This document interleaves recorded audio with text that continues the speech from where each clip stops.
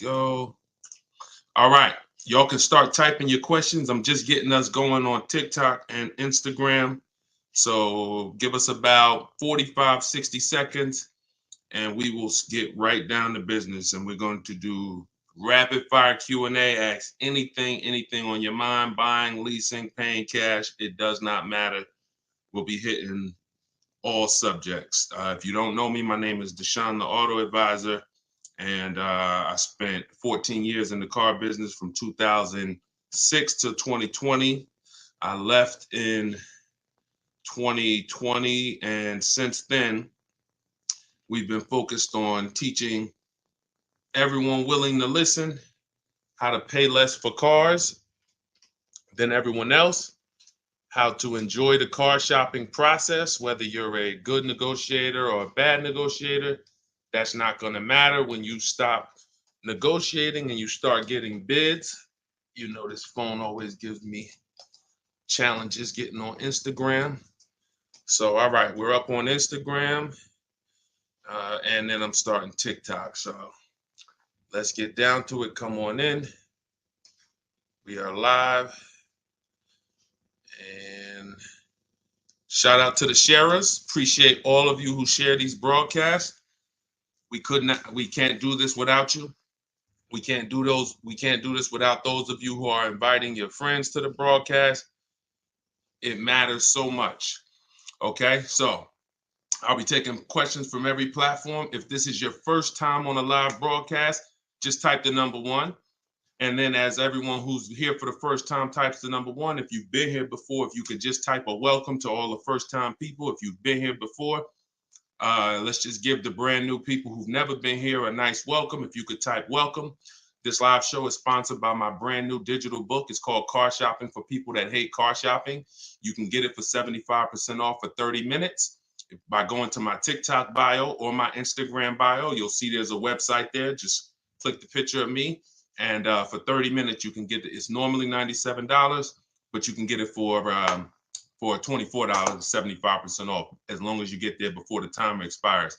If you are on YouTube or Facebook, you can go to deshonsbook.com. I'm going to post a comment for you guys, or you can scan the QR code if you happen to be watching on the TV. I see you, Ida. All right, I see you, JM. Okay. I see you, Skinner. Good to see you. Yep, discount is in effect as long as you go there and it hasn't hit 0 yet. All right, let's get the questions going. All right, I'm just going to be rotating between all 4 platforms, so just start typing them. Hello, I think you lost your train of thought fixing your phone. Well, we just started, so I am known sometimes to lose my train of thought. So I just ask that if I do that during this broadcast, when I'm answering a question that you post, just help me get back to it, because we do these rapid fire questions and sometimes that does happen. Preston asks, this one's from YouTube. How do you check your equity on a lease? Now, who didn't know you had equity? Who didn't know you could have equity on a lease? Who didn't know you could sell a lease? Type 1 in the chat if you did not know you could sell a lease. So what Preston's asking is, how do you check your equity? Well, that's the first step in seeing if you can sell a lease. So the first thing you're going to do is call your bank. You're going to call the leasing company because you need to know how much you owe. That's called a payoff. Do not look at your residual value and do not look at your contract. You want to call your bank and get the payoff. There's 2 types of payoffs. One's a customer payoff, one's a dealer payoff. Once you have that number, the customer payoff, you're going to go on these sites that I tell you to go on. They're going to give you online cash offers. Some of them are online car buyers, and some of them connect you with a local dealership. But you want a cash offer. You don't want anything else but a cash offer. Nothing else matters in this world. You're going to go to CarMax.com. You're going to go to Driveway. You're going to go to Carvana. You're going to go to Kelly's Blue Book Instant Cash Offer. Very important you don't go to the regular Kelly's Blue Book. They're not going to give you a cash offer. You're going to go to AutoNation, Sell My Car. And you're going to go to Car Guru, Sell My Cars. This is your first introduction in getting bids. And this is the first thing. If you have a car to replace, this is your first introduction. Before you think about the car you're buying or you want to lease, This is your first step, which is the equity assessment. Now, if you have a lease, when you are on those websites, you must put, you're going to see a question that says, is the car financed, owned, or leased? You want to put owned, because there's something in their website that triggers if you put lease, because the website is not trained to know who has a third party restriction or who doesn't. That's not important. What's important is you put own. You need to know what the market value is of your car, and the only way you're going to do that is with real cash offers. Now, when you call your bank and you get a payoff, and let's say it's 15,000, those cash offers are 17 or 18 or 19,000. That means you have equity.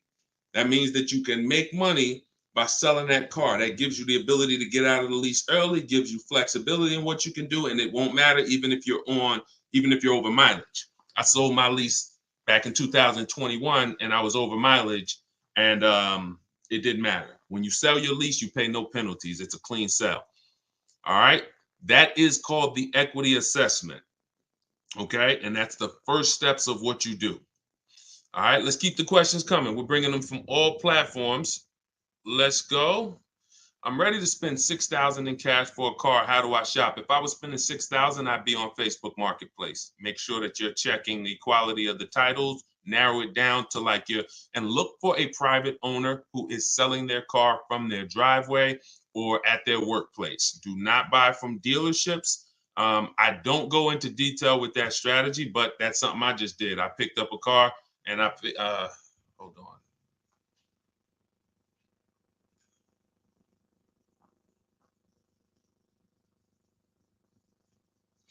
Hold on, I had a call coming in. I always forget when we go, because we've been going on Instagram on this device, and I always forget to put on do not disturb. So I just had a call come through. Can y'all hear me? Audio still clear? Let me know if the audio is still clear. On Instagram, I know we all good. Mel's, how do I get your book? Just go right to my TikTok bio, click that picture of me, click that website, and click that button that says 75% off my new book. As long as the timer is not 0, you got 75% off. You won't pay the $97. Okay. Okay. So yeah. So what I was saying is I don't go into detail on those strategies because frankly, it requires an entire new segment of how to buy cars privately. But what I will tell you is that's a good start, and there's I teach more mainstream at some point. Maybe we will get into that, but that's the first thing. Don't buy from a dealer who's posing as a private owner. You want to buy from a private owner, has the car. They're going to know everything about the car. They're going to know what accidents. And you call and you try to find a dealer. Any of you who are buying like a couple $1,000 cars with your tax refunds, Facebook Marketplace is the place. But you want to avoid the dealers who are posing as owners. The best deal is going to come from an owner, someone in their car's in their garage. They've had it 5, 6, 10 years. This one I bought here was a grandfather. He was 98 years old. And he had the car. He's been driving. It had 70,000 miles on it. And I just needed something to get from point A to point B because I barely go anywhere. So that's a good start. Look for an owner and make sure you have a local mechanic. Take it to a local mechanic before you seal the deal, or bring your mechanic there. Say, hey, look, I'll pay you $75 if you can come with me and just look at this car, give it a visual. You want someone with you when you're buying cars with no warranty, guys. If you are buying a used car with no warranty, you want someone with you. Mechanic. And one of the benefits of having a great local mechanic, y'all know I preach on that, is that they're typically, and don't ask them to work for free. Hey, listen, can I get you for an hour? I want you to come with me, take a look at this private car, and they'll give you a lot of peace of mind. All right, let's keep it going. Hey, Preston, yes, you're welcome. You're welcome. I posted the comment on YouTube. You said, how do I get the book from YouTube? I thought I posted the comment. Maybe I forgot to post it. There you go. You can just click on Deshone's link, deshonsbook.com, and you can get it. Let's see. All right, I'm looking at TikTok. I see a lot of people on here. Could y'all keep tapping the screen, shooting those likes up? I appreciate y'all. I see a lot of people, but I don't see y'all asking a lot of questions today. So, all right, type your questions. We'll get to them. Let's go. What we got from Instagram? All right, let's go. Why are dealers still charging markups over MSRP, and when will the market correct? Great question. 80% of dealers are going to charge ridiculous prices. It doesn't matter. The key is you must learn to get multiple offers, because we've been buying cars for below MSRP since the pandemic. Felicia was the first one to use what I teach. This was back when I first opened up my online school, Cars from Home University. It's a video library. And she came in middle of the pandemic. We opened it because there was blood in the streets. And it was like people were paying ridiculous prices. She came in, she got a BMW for $1,950 off MSRP, BMW X1. And that showed me that it didn't matter, because I knew even with Mercedes, where I worked for Mercedes, we had hot cars. There was always dealers willing to discount. You're always going to have a dealer that wants to sell lower than everyone else. The key is you got to find them. And that's why what I teach you to do is sort. You're not negotiating one-to-one anymore. If you're using what I'm teaching you, you're going to start getting bids. And if you don't get bids, you will be at the mercy of whatever dealer you walk in. And if they're overpriced, then you're going to think everything's overpriced. But I'll be showing you throughout the broadcast several deals recently done, because I have the benefit of working with people all around the country who send me their deals. Some of them I coach. Some of them just DM me, Deshone, I used your stuff. Look at what I paid. So we get to know that there's deals out here for the people who are going to learn to make people bid for their business. But for those who want to shop the old way and negotiate back and forth one-to-one, yeah, it may look like there's no deals out there. So you got to step into this new world. It's a better world. It's an easier world. You're going to enjoy shopping. You're going to feel like you're in control. And you will see that there are deals out here. Lots of them. Lots of them. Welcome to the new people. I see we got some new followers. Let's go. TikTok. What's the best CPO car to get for a 17-year-old? Well, that's a great question. There's a lot of great cars. There's a lot of great cars. The key is looking at what, if I'm looking, first of all, here's the thing. What is it about a CPO that makes you think that a CPO is a better car than a quality pre-owned car? Because oftentimes, this is a great question. This one's from Instagram. Oftentimes, all right, so here's how we narrow down a used car. And this young lady who asked about the private party, don't change the process. Use this process and it'll give you peace of mind. Anyone shopping for a used car this year or in the upcoming future, type U. Type the letter U. Okay? This is going to be for you guys to keep in mind, because this is our process of how we try to protect ourselves. There's no guarantees, but when you have boundaries, you have a good shot of protecting yourself against the foolishness and, the results people with no boundaries are going to get. So the first thing we're going to look at is the title. When you go, in my book, I teach something called the multiple marketplace strategy. You need to be on every marketplace that has cars. If you were buying a TV, you would not only walk into one store. Some of you may not even walk in, right? I want you to see, the more you learn this, the more you're going to see that the way I'm teaching you to shop is the way you already shop for other stuff. But for some reason, when you shop for cars, you do this, you kind of do this, this new process that you don't do with anything else. So when you open these marketplaces up, CarMax, Driveway, Carvana, Carfax.com, Auto Trader,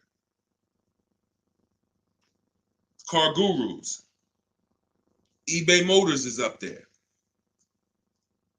I want to be everywhere there's cars, and I'm looking at a 100-mile radius. That's where we start.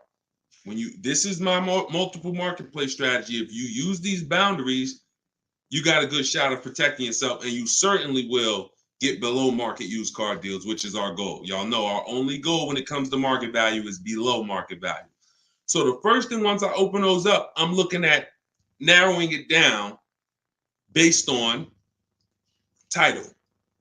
So I'm going to look at the title and see. Now, how do you get the title? Sometimes there's a free Carfax. I'm going to give you all a gem. This is something that it was a secret strategy that I teach, but Since you're on here, I'll give it to you. The Carfax sometimes is on the marketplace, but sometimes it's not. In which case, they're going to try to sell you a Carfax. Now, many dealers have contracts with Carfax, and if you simply go to the dealer's website and look at the same car that you saw on Car Gurus or Carfax.com, you'll see Carfax.com always gives you the Carfax of whatever they're listing, but on Auto Trader, on Cars.com, on Car Gurus, it's not. So you want to go to the dealer's website, and many times, not all, you can find a free Carfax there. Save yourself $40.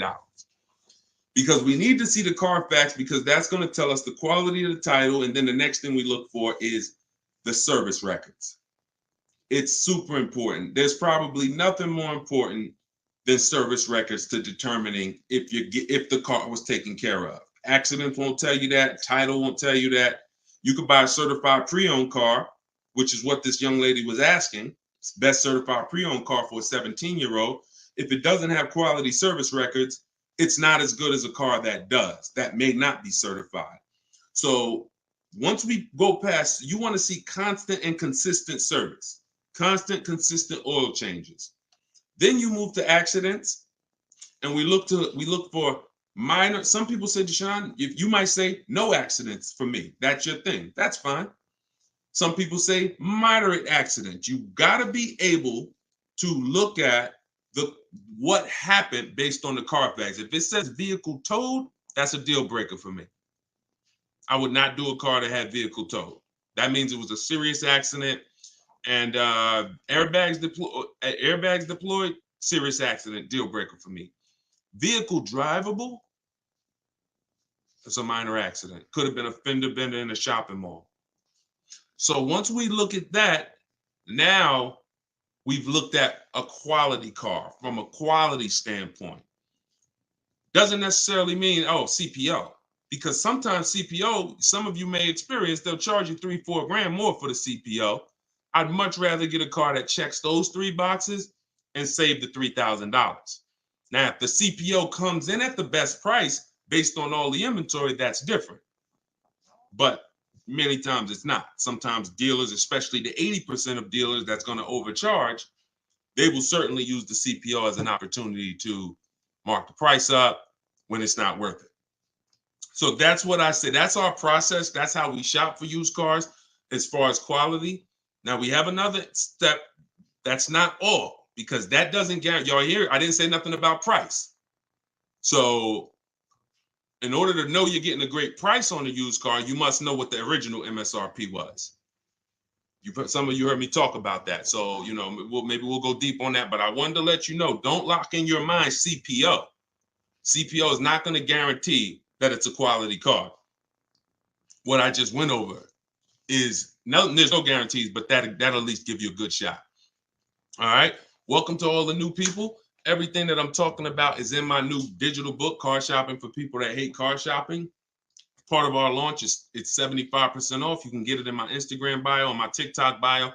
What I just broke down for you is part of my multiple marketplace strategy. And it's just looking at all your options. I find that we are not looking at enough options to really see the whole market. And that's why we're overpaying sometimes.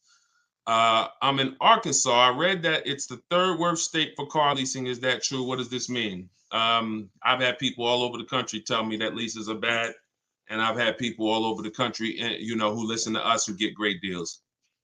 I pay no attention to what people say. I pay no attention to commercials. I pay no attention, because what you're going to see, give you an example, and don't keep the questions coming. This is Bonita. Bonita, when she leased her Telluride, this was the middle of the pandemic. That's why I keep the date. It was December 2022, not the middle, but it was certainly when there was lots of people overpaying for this truck, 5-10 grand. There are people now that are leasing this same vehicle that Bonita got, and they're paying $800-900 a month.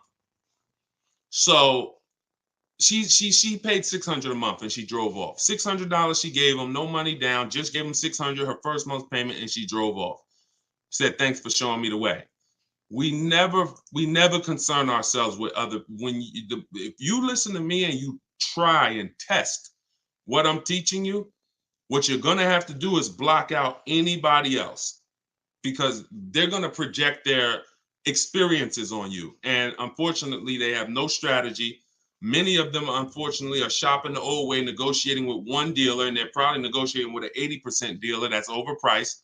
And they have no idea how to get multiple offers and see the market and get the winning deal. So their experience is totally different. So your whole thing is to make sure that how you shop, you get the results, and then eventually you'll be able to tell them the same way I do. It's the way you shop that's leading to these overpriced offers you're getting. That's just it. Somebody came on the show the other day and said, there's no deals out here. For you, there isn't. With your strategy, there isn't. You keep doing the same thing. You expect a different result. We know that's the definition of insanity. But when you do things our way, different results. All right. Let me get back to, let's go to one on TikTok. I mean, on Facebook or Instagram. We're taking questions from all the platforms. So let me just go to the comments here.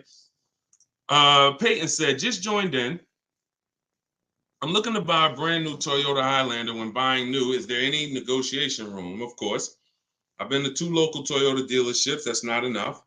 Only 2 Grand Highlanders I've seen on the lot.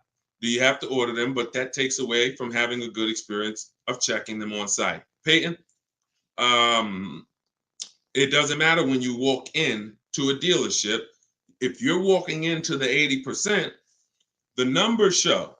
And you will here see our rule of thumb when we buy new cars, we use something I created called the 25 to 5 strategy. We're connecting with 25 dealers online to get 5 offers. That's the goal. Now, here's the beauty. Here's what shopping out of 20. Now, some of you might say, Deshone, how do you do 25 deals? We do it all online. It's copy and paste. Your goal is to get 5 offers because you're going to see how different the offers are. Some dealers are going to charge you ridiculous money. That's the 80%. Let them do what they do.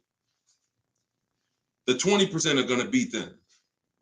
The only way you're going to reach the 20% is by getting multiple offers. And the other benefit of the 25 to 5 and shopping out of 25 dealers inventory is if you went into 2 Toyota dealers, whatever y'all have is what I got. If y'all don't have it, I don't have it. But when we're connecting with 25 dealers online, how many of those 25 have a car we could want? Maybe 10, maybe 8, more than 2. So the leverage is in sitting in one place and actually talking to multiple dealers. And we do this in 20 minutes because you're using my scripts.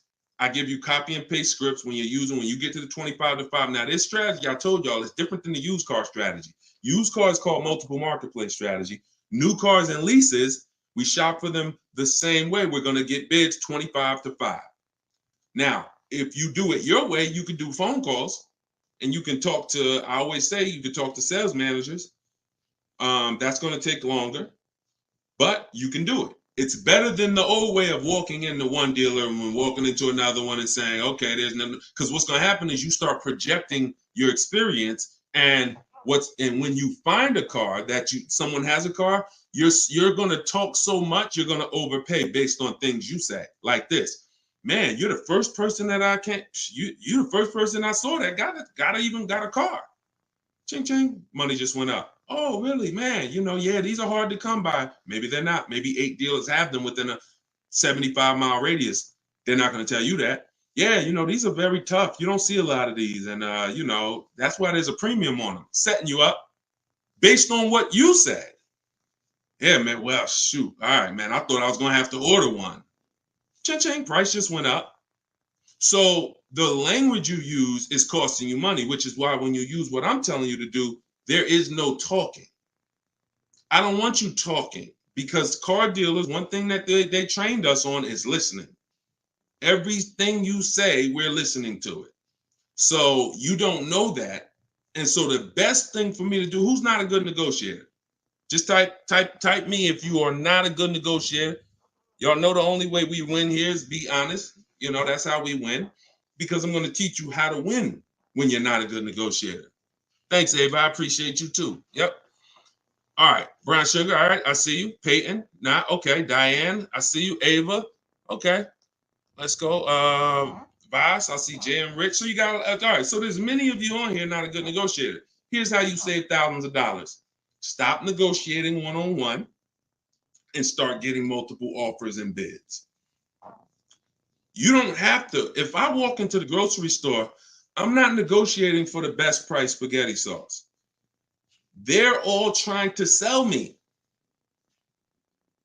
If you wanted to buy a 100-inch TV right now, you're not negotiating for the best price on a TV, are you?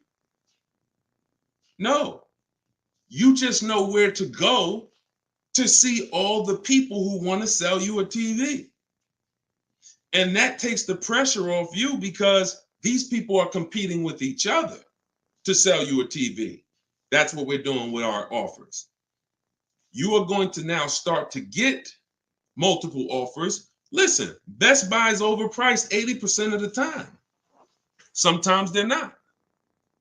When I want to buy a TV, Best Buy is not a place I'm going to bank on a deal, but every now and then Best Buy beats everybody else. So even the 80%, you never know. You got to be multiple offers and you're going to see how much money you save. So again, you could do it your way, Peyton. You could call 5 sales managers, get different prices, or you could use what's in my book. This is part of my 25 to 5 strategy where you're using my scripts online. And the reason why I can write scripts is because I use the same scripts they're writing to you guys. They're writing to us because I buy and lease cars too. Hey, Deshone, thanks for the inquiry. When can we have a conversation? Well, actually, I'm going to be doing my entire transaction online. Do you have something that I'm looking for? Copy and paste. I got all the scripts in there. So when you don't have to talk, I don't have to worry about you making a mistake. And you don't have to worry about yourself making a mistake. So all of this is in my book, Car Shopping for People That Hate Car Shopping. And I'm giving you 2 ways to do it. For those who are not going to get the book, I gave you the manual way. For those who are going to get the book, you know what's in there in that 25 to 5.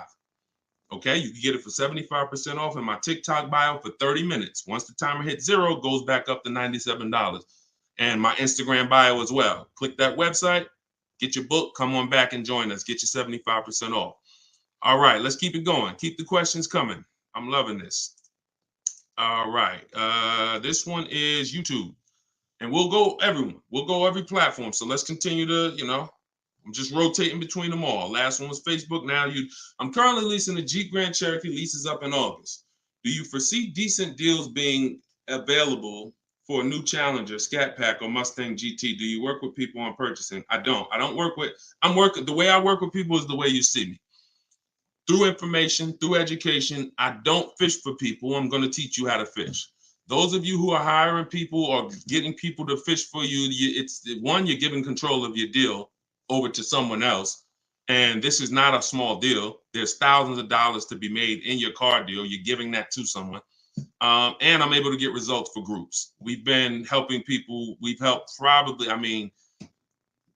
just personally helping people, probably 1,700 people since 2021. And, a couple thousand more that I've never even heard of that every now and then I just get a DM. So we can certainly get results if you're willing to say, all right, teach me this online process, because here's the real. When you learn my process, I get deals in 90 minutes. There's no car that I'm going to buy or lease that I'm not going to get the best deal in 90 minutes. Now, in the beginning, it's going to take you a little longer because this is a new process for you. But by your second, third deal, you'll be getting cars in 90 minutes. It does not take longer than that to get multiple offers, to shop the market. It just doesn't. It just doesn't. My Infinity that I bought last year didn't take me more than 90 minutes to get that. Every lease that I've done, and I've had 6 leases, didn't take me more than 90 minutes. Now that's different than deciding what you want. I don't want you rushing that, because you've been taught to rush that process. The choosing what you want, the getting out there and seeing cars and test driving, we don't rush that. But when it comes to deciding and saying, all right, I like this, let me get offers, 90 minutes tops. When it comes to what a deal is, he asks is there going to be good deals on a Scat Pack on a Mustang. All you can do is get offers. We have no idea. Some of you saw, I grabbed this a couple days ago. Some of you saw this. I'm not going to share Kimberly's deal. I'll share this. This was Sean. Sean posted in our group he was purchasing an F-150 Lightning. MSRP on the vehicle is $73,285. He's saving $20,000 off the vehicle. And $49.90 of that is dealer discount. Who won the bid? The winning dealer discounted the vehicle $49.90. The rebate that he got, that he revealed, he didn't know about it coming in. See, you don't worry about what new cars and leases have rebates. You reveal them, because some people will tell you, oh yeah, there's $1,000 rebate. There's really a $1,500 rebate. Some people tell you there's no rebate, but there's really a $2,000 rebate. The 80% we can't trust. All we do is we reveal what the offers are. $15,500 rebate. And here's what I asked him after he said this, because he was like, listen, I'm about to pull the trigger on this. I want to make sure I'm not missing anything. I said, look, I said, Sean, I haven't seen the other offers, because he's using the 25 to 5. We don't accept an offer without seeing at least 5. And he said, but I'm assuming you got at least 5. You're saving over $20,000 on this with the discount and the rebate. But the only way to know it is to compare to the other offers. Is this the lowest? If so, slam dunk all day long. He said, guess I could have put a little bit more info on here. Yes, I got 15 quotes. I couldn't, and y'all might be, 15 quotes. He did this from home. Probably took him 90 minutes. Even this is his first time using this. He said, I couldn't find anything under MSRP. This is very important. So he got the first initial quotes, and he's getting the 80% dealers quoting them, can't get under MSRP. Look, he said, I expanded outside my area to find this deal. I'm going to another state to pick it up, which is something I never would have thought of before or would have never considered before this class. That one thing he decided, and knowing how to shop wide, saved him another $5,000 off the vehicle, in addition to the rebates that he got.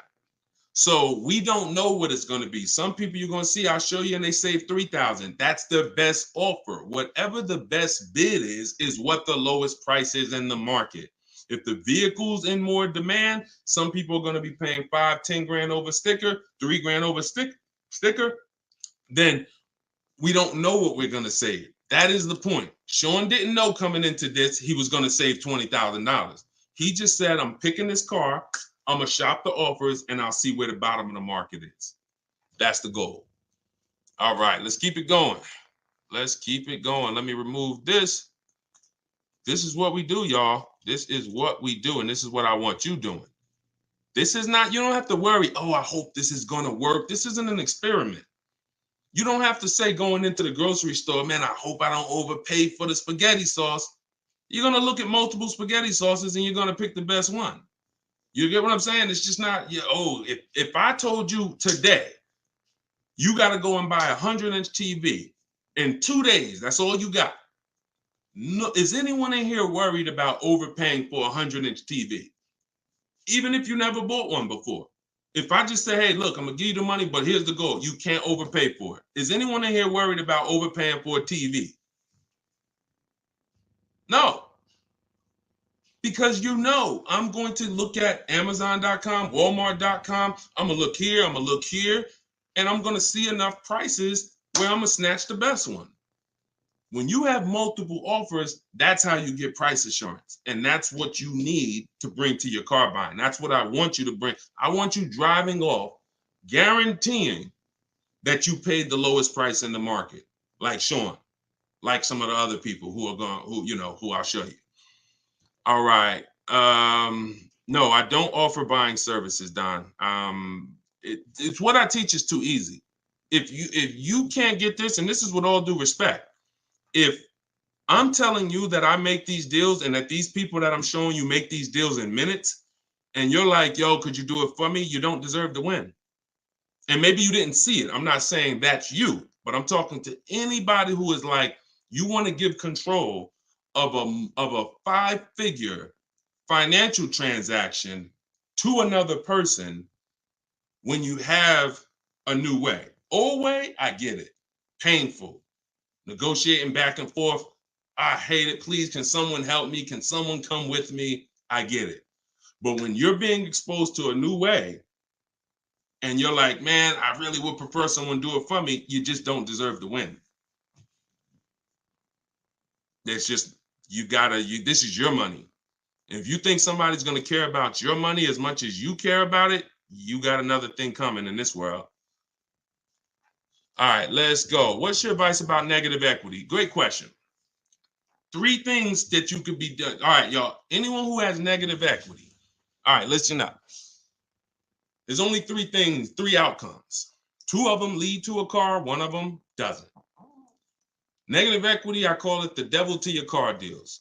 It is the bad credit for people with good credit because it's the only thing I've seen where people leave with no car and they had an 800 score. Negative equity can only be paid off. That's step 1. There's 3 things. I teach this in my book. Let's go into detail on this. First of all, those of you who don't know, negative equity means you owe more money than the car you're in is worth. So the highest offer, whatever the highest bid you can get on your car from those companies that I mentioned about 15 minutes ago, if that's still lower than your payoff, then that means you have negative equity. Now, option 1, which is the best option, is to pay the difference. Because the companies that I just told y'all, the companies that we do our equity assessment with, they're going to pay more than everyone because they're the ones that are already in the bidding business. They're already they know they're competing. They don't mind. They're going to put their offer out there. So they're not going to, this is why we don't trade cars. If you're new to the broadcast, again, all the new people, your first time on here, could you just type a 1? If this is your first live stream you've ever been on of car shopping Q&A, type 1. All right.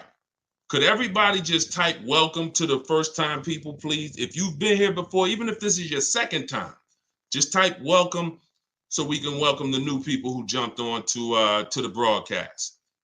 We got a lot of new people I see from all platforms. Just type a welcome because what we're building over here is a community of people who are going to lead the charge and saving money on cars. We're the first. Y'all are the early adopters. Y'all are the first ones to use this. So, all right, there you go. Everybody got their welcome. So when you get those offers, let's say the highest offer is like 18, but you owe 20. I try to come up with the 2,000. That's what I do. If I got cash, if you say, Deshone, I got a little cash, I want to make sure I put it in the right place. The best thing to do is to take the highest offer from the highest bidder, pay off the negative equity, because now you have the freedom and you don't do this before you get a car. You literally do this when some of you are like, Deshone, I gotta make sure I get my new car before my old car. That's fine. I'm just telling you what's going to happen. You're going to be selling that car to the highest bidder, and that car is not going to be involved in the next transaction. The dealer is going to know nothing about it because the dealer who is going to win the bid to sell you a car is not going to be able to also win the bid and pay the most money for your car. See, this is the thing. This is why y'all going to see when you use this, you're not going to be trading cars in because the only time we're doing business with a dealer is when they've won the bid. They're the lowest price in the market. So to think that they're going to turn around and be the highest offer for our old car is just unrealistic. It's not going to happen. So what we're doing is we are going to, that's the goal. That is first. That's the best option. Now let's say, Deshone, I can't pay the difference. Now here's your second option and your only option if you want a car. You have to transfer that negative equity. Now, when you transfer that negative equity, you have to keep in mind something called 2 things. 1, the dealer who you're going to do, you have to do a deal now with the dealer you buy from. You have to do a deal with the dealer you buy from. That's why, I'll go into option 3. You might want to hold off, pay down the negative equity to the point where you can pay the difference because, again, What this is oftentimes going to do is increase your negative equity. So if you had negative equity, and let's say it was a $2,000 gap over here with the online buyers, when you end up bringing it to your new deal, it's going to be larger than that, because again, the dealer can't pay that much, can't pay what CarMax would pay, can't pay what Driveway would pay. So your negative equity is going to be larger than that. So you're going to get your offers, and then you're going to add the negative equity to whatever deal you make. That's all you can do. And you need to keep in mind that based on how much negative equity you have, you're not going to be able to add all of it.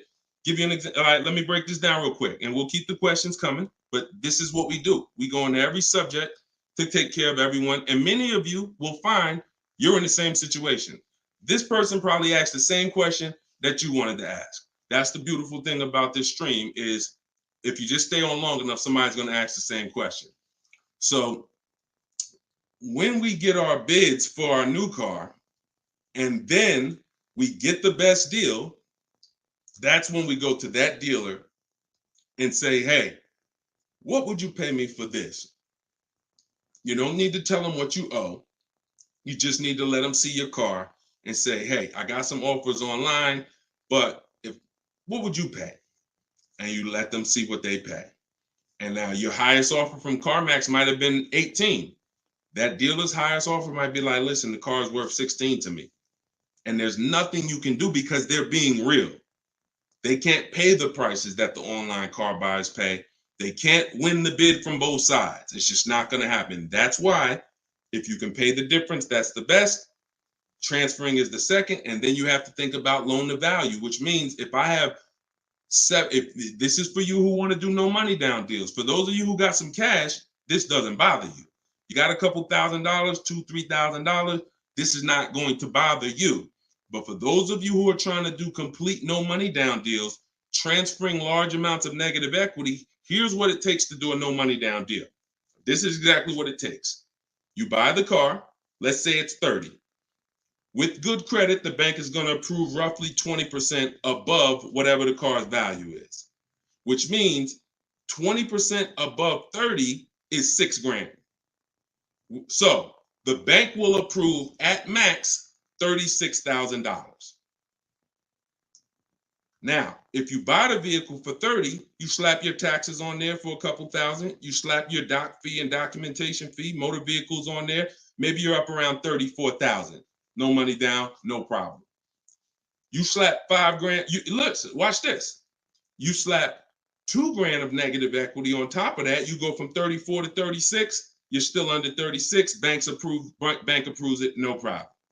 But when you try to bring 7,000 of negative equity over, now you're going from purchase price 30, taxes and fees take you up to 34, roughly 33 and change, and now you slap $7,000 on there, and you're looking at 40,000, and you're saying, bank, please lend me 40,000 on a $30,000 car. They're not going to do it. They're not going to do it. That's the times where the dealer comes to you and says, hey, we need you to put $4,000 down. And you're like, hey, why do I need to put $4,000 down? Because you're above the loan to value ratios. You have too much negative equity to be able to do a no money down deal. So if that's you, what you're going to find, I walk you through this in my book, you might have to wait it out. Pay down the negative equity.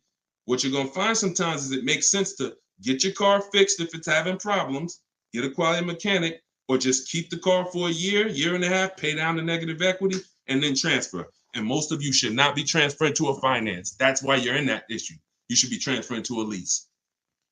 We'll put an exclamation point on that, because I just talked about how you get out of it. The cause of it is you buy cars and you don't lease, and you're a short-term person.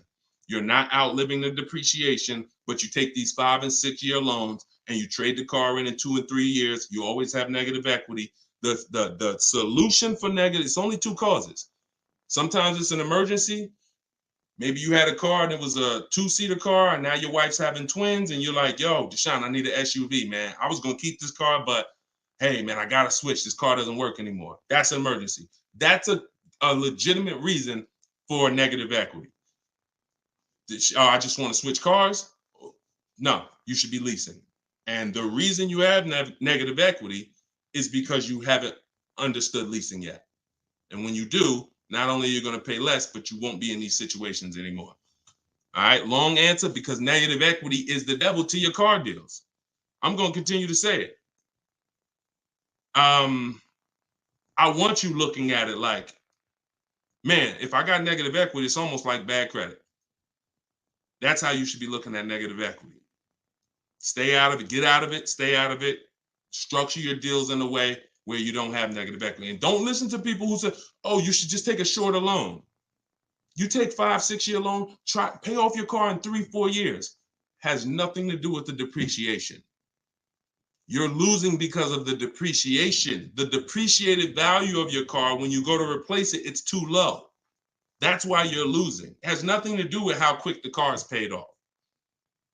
They want you to throw more money at the car. Take a shorter loan. Instead of a $500 payment, pay $700 a month. You won't have negative equity though. Horrible advice.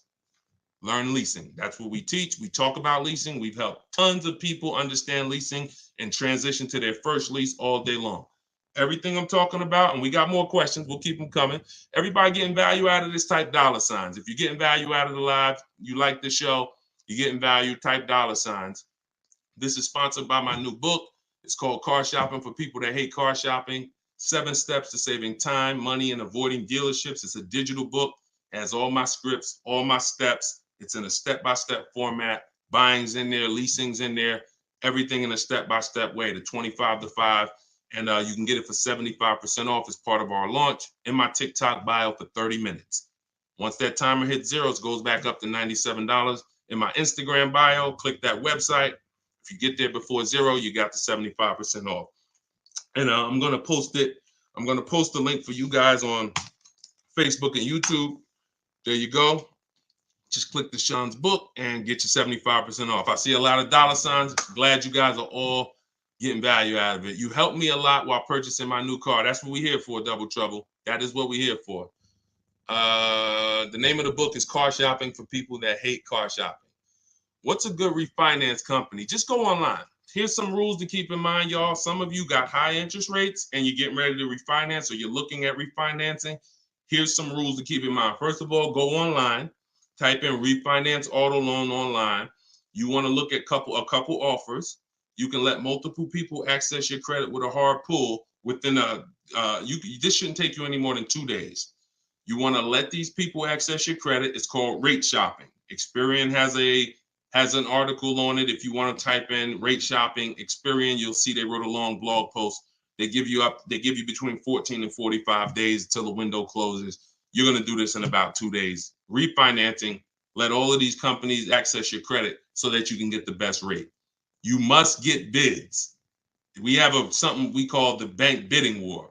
We don't just choose our bank. We don't just choose our credit union. We make multiple people bid, including the dealers' banks. And the rule is, don't stretch out the loan long as possible. You want to take the highest payment you could afford at the shortest loan. Because oftentimes when you're ready to refinance, you paid for a year, you've paid for 2 years. You don't want to go in and let them say, everyone who wants to loan you money wants you to take it for a long time. Hey, do 7 years. You could always pay it off earlier because they make more money. The longer, if you don't pay it off early, I make more money. So, and many people don't. Some people will, but many people don't.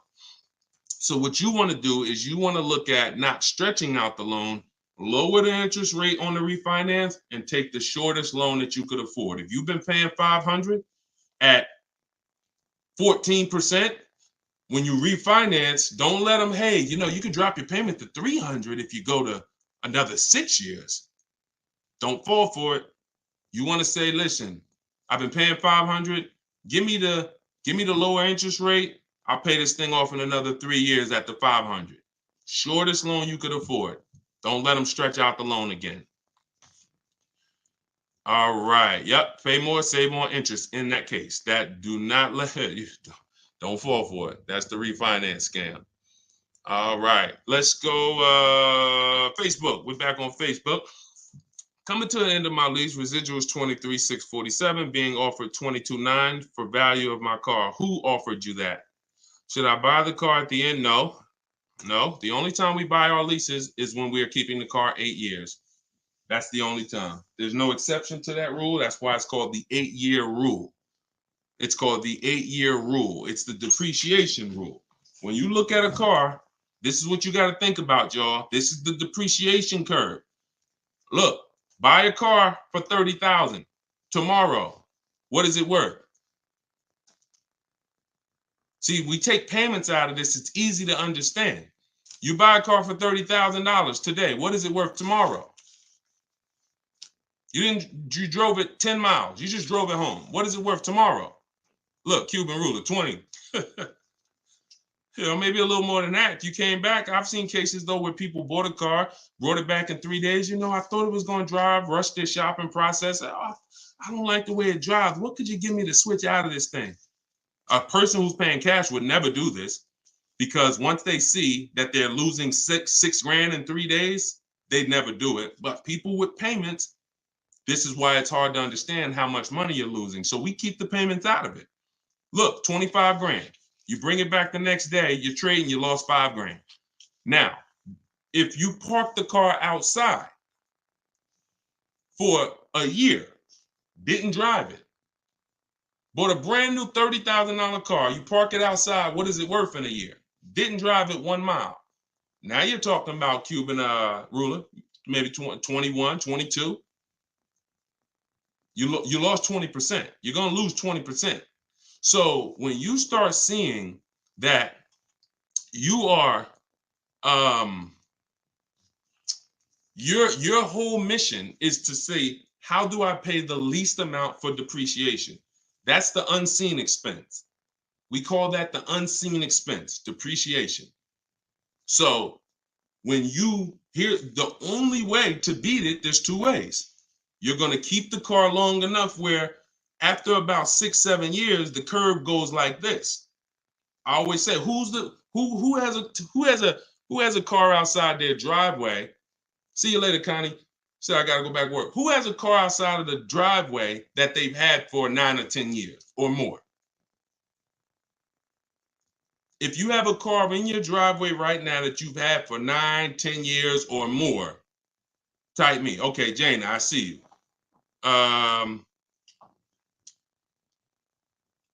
Okay, hold on. I got to scroll through all these comments. Okay, Shell, I see you. Okay. Yep, 19 years and still going. Look, all right, look. So now here's how you beat the depreciation curve. You can take the strategy that they've employed. This is one way, and I'm going to tell you about the other way. This is why we don't buy leases, because you've already had the car for 3 years. Now you're in the depreciation curve buying it all over again as a used car, and you're back in the depreciation curve. So when you look at a 9 or 10-year-old car a year from now, it's going to be worth about the same thing it's worth now. About. If it's worth 10 a year from now, it's going to be worth probably 95. That means you've won. That's the reward. That's the reward for purchasing to get there. If you're not going to that level, then you should not be purchasing. And the other way to not get killed with the value drop from depreciation is aggressive leases. Great lease deals. Great lease deals. That's the only 2 ways.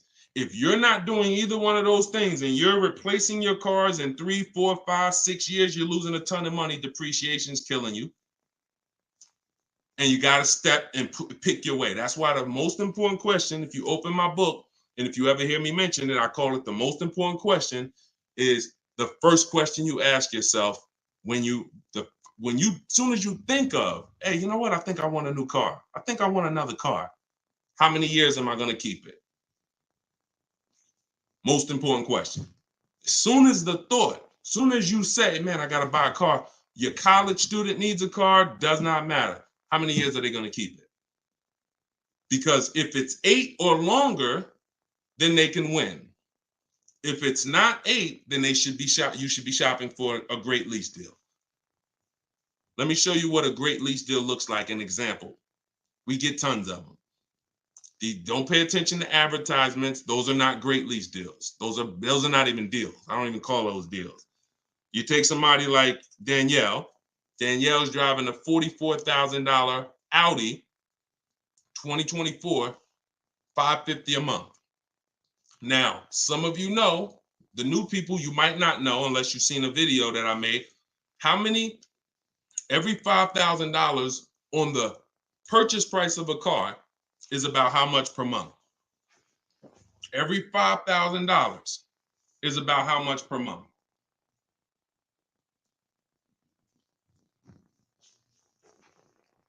We might have a bunch of new people. Yes, TikToker, 100. Yep, exactly. Exactly. 100. Good job, JM. Exactly. So when we keep these things in mind, when you look at a $20,000 car, first thing coming, if you're going to buy it, forget the money down. That comes later. We automatically need to assume $20,000, $400 a month. $30,000, $600 a month. $40,000, $800 a month. Because that's what people are paying when you wonder, and some of you may be paying it. Listen, you know. So if you're long-term and you're getting to that 9-10 year mark, God bless you. Pay off the car, get to the reward. But if you're like Deshone, I don't have plans on keeping the car that long, then you can't compare to something like a good lease deal. This car that Danielle's getting, $44,000, that would normally be $900 a month. There are people who are buying that car. If they did no money down, they're paying $900 a month. If they stretch out the loan to maybe 6 years, they're paying $800 a month. She drove off with $550 all day long. Here's another one. Greg, 1% lease. He got a $56,000 MSR, and you don't get these offers by going into a dealer. They sat at home. They used the 25-5. They got at least 5 offers. Some of them, you heard what Sean got when he got his Lightning. He got 15 offers from home. This Greg, he said, look, I'm excited about my latest lease purchase. Graduated, the system worked. I followed the steps, set up a great lease deal, 36 months, $12K per year. You can adjust your mileage too. I know we haven't talked about that in this show so far, but there's leases that go up to 15, 20, 25,000. High mileage drivers, you can't keep breaking the 8-year rule and thinking that you're not losing money. So we talk about you guys too and how you should be incorporating leasing if you're not keeping your cars 8 years. $56,000 vehicle, y'all. That's a $1,100 a month payment. He's paying $527. Imagine this guy is pulling up to people who have the same exact truck at a traffic light looking, hey, well, man, yo, we got the same truck. Yeah, man, how you like it? Man, I love it. Nice truck. Yeah, man, but shoot, it's expensive, man. This thing ain't cheap. Now, he expecting Greg to say, yeah, man, but we in this together, man. No, Greg like, oh, how much you paying for yours? Man, I paid, my note is just under $1,000. Really? Yeah, I didn't do no money down though. Okay. What you paying for yours? I paid $527. Dang, you must have put down like 25 grand. No, I didn't. I just gave him the first month payment and drove off. Yeah, I lease it. Oh, you lease it. Oh, okay. I heard about that, but I ain't into leasing, man. I like to own my stuff. I like to own it. All right, man. You go ahead. Keep owning that. Own that $1,000 payment. We driving the same vehicle, man. God bless you, bro. You lost. Now, again, if he's going to pay off that, if he's going to keep that thing for 8, 9, 10 years, then he's going to win later. He's not winning now. Greg's winning right now. Greg going to be winning for the next 3, 4, 5, 6 years, 7 years over him because he's going to have an old car. But one day he pays it off. He outlives the depreciation, 9, 10 years. You see him 10 years later. Hey, man, remember we ran into each other? Yeah, we had the same vehicle, right? Yeah, man. Yo, I see you got the 2031 now. Yeah, man, I still lease mine. I like to turn mine every 3 years. I'm still paying my same $527, $550. But I see you got you got that truck, man. Yeah, I paid it off.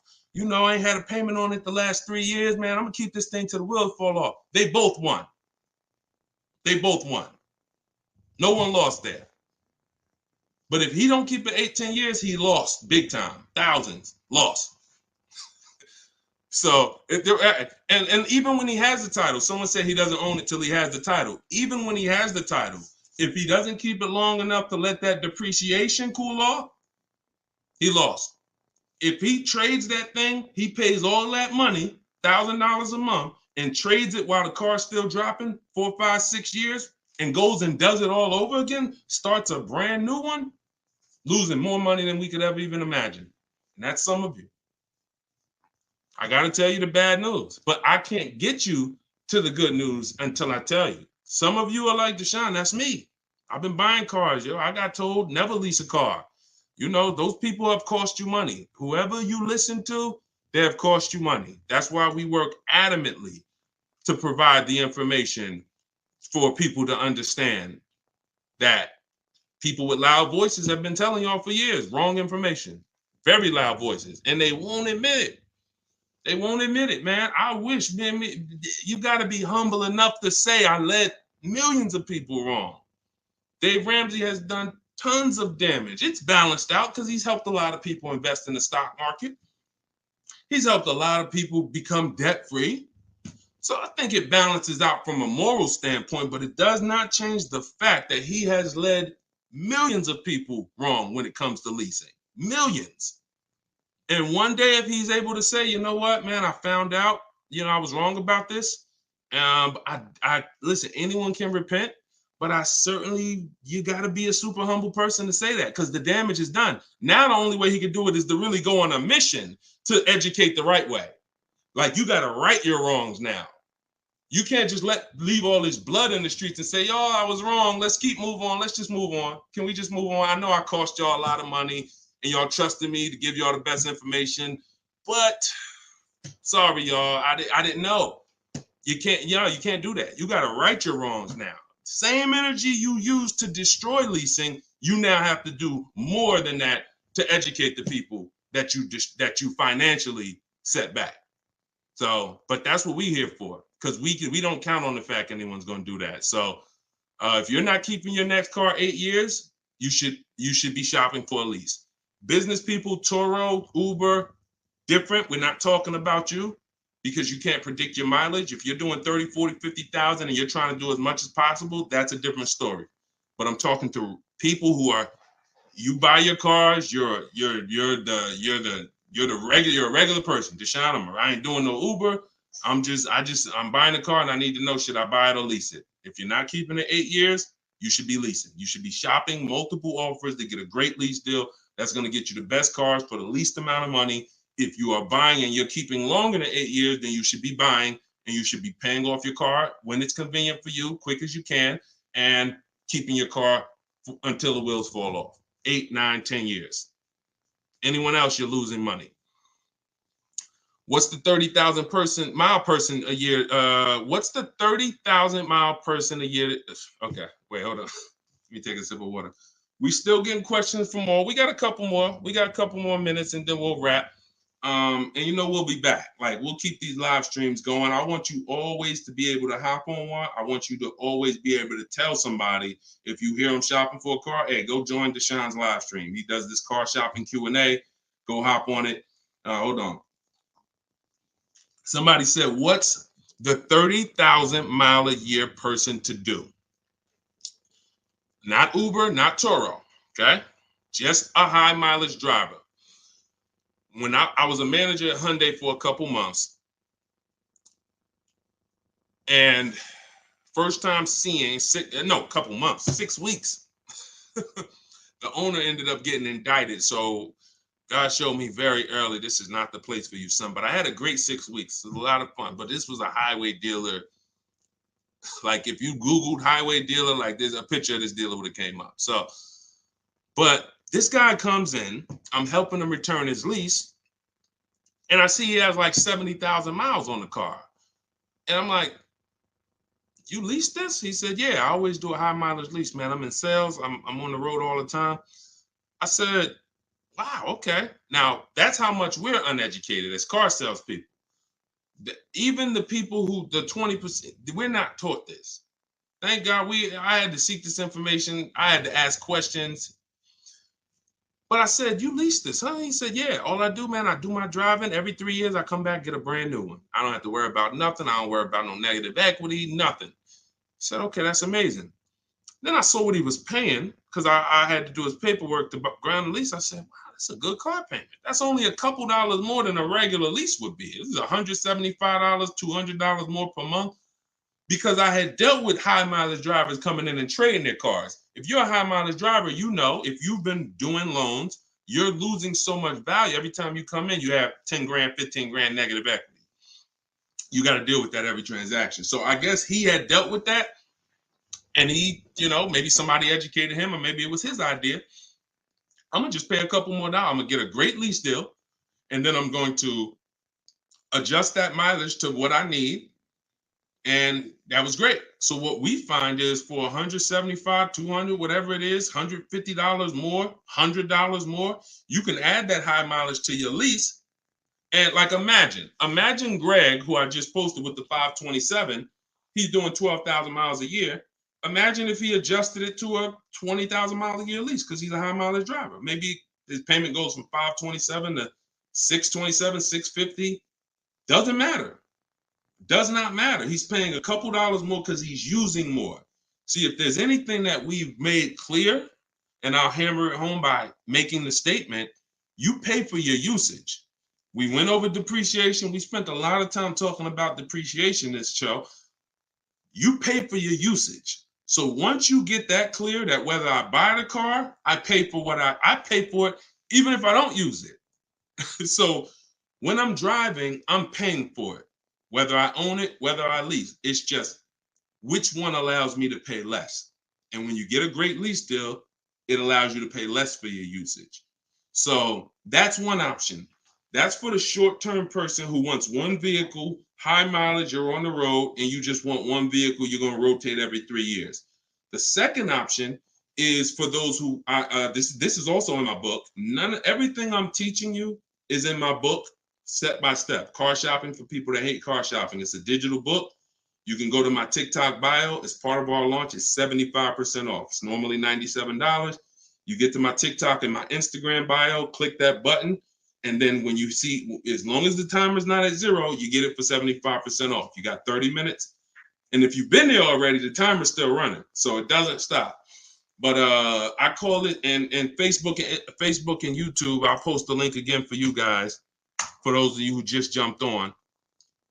And you can go right there and you can get your copy for 75% off. So one strategy for short-term buyers, and look, this is short-term. If the 8-year rule doesn't change, if you're a high mileage driver, but you're keeping your cars a long time, you don't need to lease. 8 years. Let's say I'm a high mileage driver and I know I drive 30,000 miles a year, but I'm going to keep my car at least 8 years. I'm just going to go out, I'm going to find something that will last me, and I'll just drive it, pay it off, and bring it back. I'll sell it 8 years later with 320,000 miles on it, because that's highway miles. So I'll put that mileage on it in 8 years, and then I'm out, and then I'm up out of there. 8 times 3. Look, 8 times 30,000 a year. It's 240,000. Let's see. Is that 240,000? 30,000 a year times 8 years, 240,000 miles. Tons of cars out there that you can buy that'll do 240,000 miles in 8 years. Tons of them. So I don't want you thinking about leasing if you're a high mileage driver, if you're a long-term person. If the car is a long-term purchase, you don't need the lease. You need to make sure you're getting a great car. But if you're not keeping your cars 8 years, then yes, the first one is a high mileage lease strategy. And the second is to balance it out. Because some people say, Deshone, I'm a high mileage driver, like that guy. Let's take it back to that guy. He might say, yeah, man, I want a nice car though. I got my Hyundai, I drive that for work. I'm on the road with that 70,000 miles in 3 years. But you know what? I want to have a nice car. What would normally happen is you pay your car off first. This is in my book. I call this 2 cars, 1 payment. So the first car is you own. It's a purchase. It's not a lease. And if you have a car already that you have a loan on, you pay that car off. and then that becomes your mileage car, and you go lease something nice. So now you got your mileage car that you're doing probably 15,000 a year on, and then you're going to lease something nice for 10 or 15,000, and you'll split the mileage. It's one car payment, it's a nice car, and then it's the mileage car. And so either one of those two strategies, you pick which one you target, and they're both phenomenal strategies. It depends on the person. I've had people that do both. Both of those are better than anything else that you've been doing. Anything. Both of those keep the money in your pocket, keep payments low, give you a nice car, protection. That's it. All right. Okay. All right. I think that's good for now. We've been on here for all right, let's do a couple more. Let's do all right.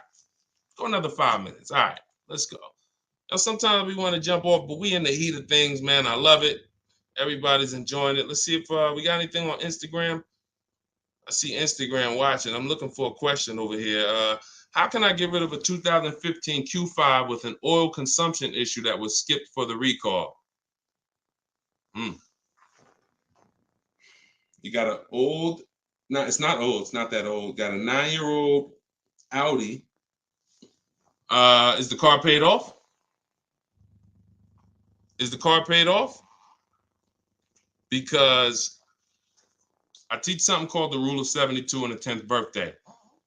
Rule of 72 means we don't take a loan longer than 6 years, 72 months, and then we have to have the car paid off by the 10th birthday. So when things like this happen, which, we can't predict them, these cars are machines, we figure, the nightmare stories, I see you said it's paid off. That's great. We don't want issues on a car we still have a loan on. That's the whole goal. So you want to get the car paid off. So what I would do is you fix the car. I would really try to find a European mechanic that I could trust, ask around. When I worked for Mercedes, I used to send people to he was not a retired, he used to work for Mercedes. He started his own shop, and his work was probably 35-40% of what the dealerships would charge. Because when the car has problems, y'all, it's almost worthless. It's hard to sell. You got to go through issues. I mean, a 9-year-old Audi is not an old vehicle. So if you get with the right mechanic, you get with the right service shop, and somebody who knows Audis, and this is what they do, then what is it going to cost me to fix this? Then you could sell it. Because those fixes, I don't like putting money into a car that I'm not going to get back. So when you think, some people say, Deshone, well, my car has scratches, you think I should get them touched up? Well, the same money it costs you to get them touched up is probably the same money you're going to increase the value. If it costs you $900 to get them touched up, maybe the car is worth $900 more. I mean, it was for nothing. You want to do stuff where if I put $2,000 in the car, it's worth $6,000. It's worth $4,000 more. It's worth that $2,000 I put in increases the value of the car $4,000 or $6,000. In which case, there are many issues that engines, transmissions, head gaskets. These are things that make your car's value almost nothing. So if you can get those things done cheaply with a local mechanic or a local reputable shop, and you get a rebuilt part, a part from a salvage yard, and you get the car running, then you could sell out of it, because what you're doing is you're selling low.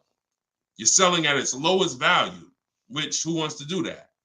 So if you can't do that, then your only option is to sell as is. The car is paid off, so thank God you were financially wise in that you don't have a car payment on it. So you could sell it, but it's worth a lot less with the issue. So it's a matter of, do you want to put the money into it? Hold on, we just got a battery low over here. So do you want to put the money into the car, increase the value, and then sell out of it? Or do you want to just sell it with a low value? That's the choice you got to make. It's going to depend on your resources. But everyone here, if you got a car that has no warranty, you should have a local mechanic on your team. You should have a local mechanic on your team for sure. It's just, it's so necessary. So necessary. Okay, listen, we'll be back. We're going to do a lot more of these. Whenever you see me live, If you are on my email list, which means you have my cheat sheets, if you have my book, you're on the email list, you'll get notifications of when I'm live. Everyone who just jumped on, everything that I've taught in the show, everything you're going to hear. When you watch my social media videos, that's all in my book. It's just in a step-by-step way. We don't hold the information back. I'm not going to hold it back. It's just, do you want it all in one spot? You could go through all the social media videos there for all different people. High mileage drivers, leases, buying, cash buyers, used cars. So you can cycle through all of those and put it together. You can jump on the live and we'll do this Q&A and I'll lay out strategy. Use it. But if you're like Deshone, I want everything in one spot where I could just follow it step by step. That is my new book, Car Shopping for People That Hate Car Shopping. It's a digital book. It'll be in your inbox in less than 10 minutes. And it's called 7 Steps to Saving Time, Money, and Avoiding Dealerships. And it's 75% off as part of our launch for 30 minutes. So if you haven't visited yet, you can get yours. If you did visit, the timer started. Once it gets to 0, price goes back up to $97, which is still a great price. We've had people pay $97, not bat an eye, because my goal for the book is for it to be one of the most valuable books you've ever bought. I got a bunch of books up here. I really don't have a lot of them that have made me money. I have a lot on different subjects, but I want you, when you look at my book, I want you to be like, this book right here has made me money and will make me and my family money for years. So go get your 75% off in my TikTok bio, grab your copy. In my Instagram bio, grab your copy. Or if you're on Facebook, you can just go to deshonesbook.com. I'll put the banner back up. Or you can scan the QR code and get your 75% off. So we will be back. Anyone you know, you co-worker, hey, I'm shopping for a car soon. Invite them to the live broadcast. Invite them to my channel so that we can make sure that you guys are saving all the money you should be saving and you know where the hidden money is in your car deals. All right? And shopping the new way. Stop negotiating and start making people bid. All right? I'll see y'all in the next show. God bless y'all.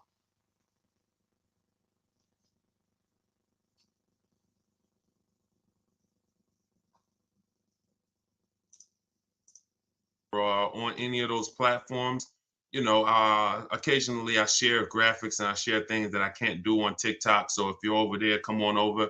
But let me know who's car shopping right now. If you are shopping for a car right now, or you will be in the next 12 months, welcome to Car Shopping Secrets. We're going to be going deep. My name is Deshone the Auto Advisor. I was in the car business from 2006 to 2020. Left after COVID. And I have been spending all my time since then making sure that people like you know how to save all the money on cars that you need to. So we'll give people on YouTube a chance to come in. Hunt, I see you. What's a good car to get an SUV? It's too many. I always tell people, don't ask people about their opinions on cars. That's where data is. That's where you need data. Google. A lot of people don't realize there's somewhere along the lines of 40 million used cars sold a year. In a healthy market, 17 million new cars. I think sometimes if you're not in the industry, if you're obviously, you guys are just, your car buyers, so you don't really know the magnitude of the industry. There's, 50 to 60 million cars, really 60 million plus cars sold a year. So you could, but it's not a good practice to ask a person their opinion on a car. Now, what you should do is figure out kind of the category of car you want, pick one, and I always say, look at the competitors. So if I'm looking at for a 4-door sedan and I like the Toyota Camry, then I'm going to look at the 3, 4, 5 top competitors of the Toyota Camry. And that's usually enough to help you go deep on, deep from there. So hold on, let me just make sure we all good. Can everybody hear? Audio's clear? Is everybody, give me ones in the chat if audio is clear. I just want to make sure. Hey, Ty said, I just purchased your book this morning. I was just reading. Thank you so much. Appreciate you. Enjoy it. Use it. And please make sure you reach out to me with your success story. DM me. I can't wait to hear how much you save, how much you pay, what deals you get. Everybody, my new book, Car Shopping for People That Hate Car Shopping, is For the launch of it, we're doing 75% off. It's normally a $97 digital book, but you can go to my TikTok bio, you can go to my Instagram bio, or you can go to deshonsbook.com and you can get your copy for the next 30 minutes for 75% off. That is our gift. That's my launch. That is like, let's get this information in the world. Thank you, Jonathan. Thank you. Confirming audio is clear. So everybody just start typing your questions and we'll go at least an hour. I want to do just some serious questions. I thought I had my document open and I didn't. So while y'all are posting your questions, give me 15 seconds to do this, but start just posting them. Here we go. All right. And if you love great information, then tag a friend, because they're going to be mad at you if they find out you were following me and you were using what I'm teaching you and you were saving all this money and they went out here to buy a car and you didn't tell them about me. They will certainly be mad at you. All right, hold on. I just had to post a comment. I want to make sure everybody know on Facebook and on YouTube. I want to put the link for you guys to get your book now at the 75% off. So here we go. There it is. All right, let's get to it. Is it good to get the warranty? It depends on the car, Lucas. You cannot look. Expensive repair. Here's the rule of thumb for warranties, y'all. You only need a warranty when the car has expensive repairs or a history of breaking. Again, that goes back to the data. These are little 3-minute things we do on Google. Literally, Google the car you are looking at. 2020, always put in the year. 2019, I don't know, Hyundai, whatever, repair cost. When you see that, I have something I do before we ever look at a car. You want to type in that same term, longevity. Longevity will tell you the long term of if that car has problems. The data, you want to skim that first page on Google. If you see a bunch of articles that say problems, electric problems, reliability rating, that's enough for you to know. Now, a problem car is different from a car that has high maintenance costs or high cost of repair. Usually import cars, anything that's coming from overseas in terms of Europe, you usually have higher costs for parts. That means when something breaks, it's more expensive to fix. The higher the cost of repair, the more likely a warranty will pay for itself, because that's what you want, right? Shout out to the sharers. Thank you. I see a bunch of people who hit that share button. I appreciate you all. What you want when you get a warranty is for it to pay for itself. Not saying you want to use it, but you don't want to spend $3,000 or $2,000 or $4,000 on a warranty and then you don't use it. Yeah, it's like an insurance policy. That's really what it is. It's an insurance against, repairs. But at the same time, you don't want to spend $4,000 and you end up not using it. You could have basically kept that money and then just protected yourself, if something goes wrong. But if your car has a high repair cost and expensive parts, then yeah, warranty is worth it. I used to tell people when I was with Mercedes-Benz, some of you know I worked for Mercedes-Benz for 5 years, General Motors for 5 years. I would tell anyone who was purchasing a Mercedes-Benz and they were going to keep it a long time, buy as much warranty as you could afford. Let's go. All right, we're going to be going to questions all over. I got Instagram over here. So as everybody comes, I'm looking at all my screens to make sure I'm getting questions from every platform. Can you discuss the junk fees the dealers try to add? So the only way you can avoid the junk fees is you need to be doing your shopping from home. You can't deal with junk fees when you get to the dealership. It's too late. You've wasted your time. You need to be at home, which is what I teach. If y'all don't know, my strategy, my system I invented for car shopping is called Cars from Home. That's what it's called. 99 to 100% of your purchase with a new car or a lease can be done from home. About 90% with a used car can be done from home. You can't do 100% from home. Who knows why? Who knows why you can't do 100% of your transaction? A new car, fresh from the factory, lease or purchase, brand new, you can do that from home. But who knows why you can't do a 100% from home deal on a used car? Anybody who chimes in with the right answer, you got a free copy of my book. because this requires a little critical thinking. But if you think about it, it'll come to you. It'll come to you. Let's go. I'm looking at all. I'm gonna count down from 10. If we don't get an answer, then I'm gonna tell. 10, 9, it could be a limit. That's close. That's close, but not quite. Yes, exactly, H2H. DM me. Wait a minute. I don't know who came first. It might have been, I see H2H, but then we had Rich Perry who came in. Both of you DM me, and you both got a free copy of the book. Because yes, test drive. With a used car, you see, with a new car, let's say some of you are shopping for a brand new car right now. We go test drive that car. That's actually in step 4 of my shopping process. I have a seven-step process. My book is called Car Shopping for People That Hate Car Shopping, 7 Steps to Saving Time, Money, and Avoiding Dealerships. Step 4 is when we go test drive the brand new car. You can't do that with a used car. You have to test drive a used car when you're there. And the reason why it's always the last step is because we don't want to waste our time. When we are shopping for a used car, we are always verifying junk fees as a step from home. And then once we verify that this used car is the best price in the market, that this used car it has everything we want, and it's the lowest deal in the market, it has no bogus fees, then we go to the dealership, test drive it, lock it up.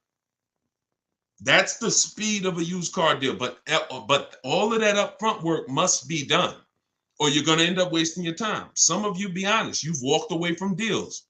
I don't like walking away from deals. You know why? You wasted my time. So as much as I love the fact some of you say, Deshone, I will walk away from a deal I love that. That's good, because you're not going to, I'd rather you walk away than put yourself in a bad situation. But at the same time, when you get real good, like I want you to get, when you really use what I'm teaching y'all, you won't ever have to walk away. Because when you have to walk away, somebody wasted your time and you still need a car. All right, let's go. Even though, wait, hold on. You can't do 2-part questions, y'all. Type all your questions in one thing, because you can't do I can't do 2-part, like you continued your question in like 2 or 3 comments. Let's go here. Leased a new car 6 weeks ago. Now find out it doesn't have all that was promised. Dealership ignores. Nothing you can do, Mike. Nothing you can do. Look, see, now, I'm not in the business of lying to you. One thing you're going to learn about me is I'm going to tell you the hard truth. Now, I'm going to also tell you what you need to do to make sure things like that never happen again. But because somebody who you will talk to in a car dealership will say, no problem, come on in, Mike, we'll swap you out of that car. They're about to, that's called 2 paychecks. We already got paid on that car that you didn't like. And unfortunately, you didn't know enough at the time to verify what was in it. Understood? We could say it's not your fault. No one told you. That's fine. This is an industry of wolves. We get it. But it doesn't change the fact a paycheck was made when you bought that car. And now come on in, we'll swap you out of that. Take that negative equity, which you're going to have because you can't buy a car or lease a car in 6 weeks and go train. The depreciation, the car, whatever you paid for the car, the current value of it is 20% less than that at this particular time. Who knows that? You buy a car for 30 grand right now. The day you buy it, this is why I go deep on these lessons on depreciation. You must know. Could y'all shout out the likes on TikTok? Could y'all just start tapping the screen if you're going to spend 10, 15 minutes with us? Let's let TikTok know that we got something over here that more people need to see. If you just start tapping the screen, you'll see the likes go up. You have to sit with that car, or you have to realize the losses. And realizing the losses means I got a car, I'm okay. But if I go and switch this car, I'm losing 20%. Now, they might hide it in a payment and get you into a payment that's like, oh, I can afford that. But it don't change the fact. And you know who would never do this? Who would never switch a car that quick? Cash buyers. See, because when you pay cash for a car, thanks, Gary, You actually see, dag, I laid out 40 grand of my cash. Now you come back in 6 weeks, hey man, this car doesn't have the big, the camera in the back that I thought it had. Man, I want to switch out of this. When they do that deal and they show you what that car is worth, you're gonna say, nah, you know what? I'll stick without the camera. Sorry, I'll get it next time. Cash buyers, because when you move cash, the numbers are so transparent, there's no room to hide any losses. But with payment buyers, oh yeah, it's the same numbers. That's the bad part. It's the same numbers. The numbers are equally as bad, except we hide it in a payment. We'll stretch out the loan. Hey, look, we switch you. You got the car you want. You got the options you wanted, and your payment is only $30 more per month, but it's $30 more per month for another year. So it's a horrible financial deal. So all I can tell you is you can do what you want. You're a grown adult, but I'm an auto advisor. I consider myself to be someone who protects the public's money, but you got to be willing to listen and say, okay, yeah, that makes sense. I got to bite the bullet, because you can't switch cars that fast. I appreciate it. Thank you, Paul. Said I just got the book. Thank you. Enjoy it. Use it. Everybody, my book, Car Shopping for People That Hate Car Shopping, is officially out. It's a digital book. The reason it's a digital book, because I need to be able to update it. Things change. Vroom went out of business 2 months ago. We got to make sure we update these books. And if I had 100,000 books in print, you all will be sitting there with books that were obsolete, or at least a piece of that strategy. Anytime you see Vroom, it'd be like, oh, Vroom's out of business. So digital books, we literally update the file, and my scripts are in there. Anything I want to update, I could do it, and then you open it up and you got the new version. So everybody could get theirs for 75% off in my TikTok bio or my Instagram bio, or go to deshonsbook.com. 75% off for 30 minutes while we're on this blog. If you're seeing this, then it's still available for 75%. Bought the course but haven't gotten my copy yet. Just email support. Charlotte, here's the thing, y'all. I have a specific email for people who purchase stuff from me. Obviously, y'all can see we got like 400 people on here right now. Tons of people who I'm interacting with. But when you purchase something from me, the first thing I give you is a support email. I have a support team. Don't get me in DMs. Hey, Deshone, I didn't receive. Just email the support team, because most times I'm not going to see the DM. So please do not DM me about a product you purchased. Always email the support. And most times, we've done this for 3 years. It's just a letter that was wrong in the email. That's all. That's the problem. Typing fast. Oh, timer. I want to get to 75% off. A letter is wrong, and then your email doesn't come. And we'll get it. Sandra will get it right to you. All right. For the 1.5% lease rule, is it MSRP plus taxes and fees and first payment, or is it just MSRP plus taxes and fees? So 1%. Here's what when you're shopping for a lease, I have this rule I call the 1.5% rule. It's so you to know a bad lease deal. A bad lease deal is when you always get your lease quotes. Remember this, y'all. Remember this. It's all in my book. It'll be on a replay if you're watching this episode replayed. You take the MSRP of the car. The MSRP is the total. Let me show y'all this. I'm going to share my screen and I'm going to show y'all what a window sticker looks like. It's called a Maroni label. You call it a window sticker. And I want you to know what the total price is. You have to know, because this is what you base your, this is how you shop your lease deals and measure the value. So check this out. Where is it? Here, boom. TikTok, y'all can't see this, but if you're on Instagram, if you're on YouTube, if you're on Facebook, you'll see this. We'll eventually be able to plug the stream into TikTok, but the way they have it set up right now, it's hard to do. So we're working with support now to be able to do it. All right, so y'all see this right here. See the total manufacturer suggested price, $42,615. That is what it's based off of. Don't look at this price, because that does not include any destination charges. Destination is to get the car from the factory to the dealership. You want to look at that bottom total manufacturer suggested retail price. All right. Now you are going to take that number. Every brand new car in this country has this sticker on it, has that price. Now, you get your lease quotes. We get our lease quotes with only first month's payment out of pocket. This does not mean, yes, we sometimes put money down. Yes, we sometimes put the taxes. But for the purpose of getting our quotes, we are getting our quotes with first month's payment total out of pocket. And you notice I'm not saying down payment.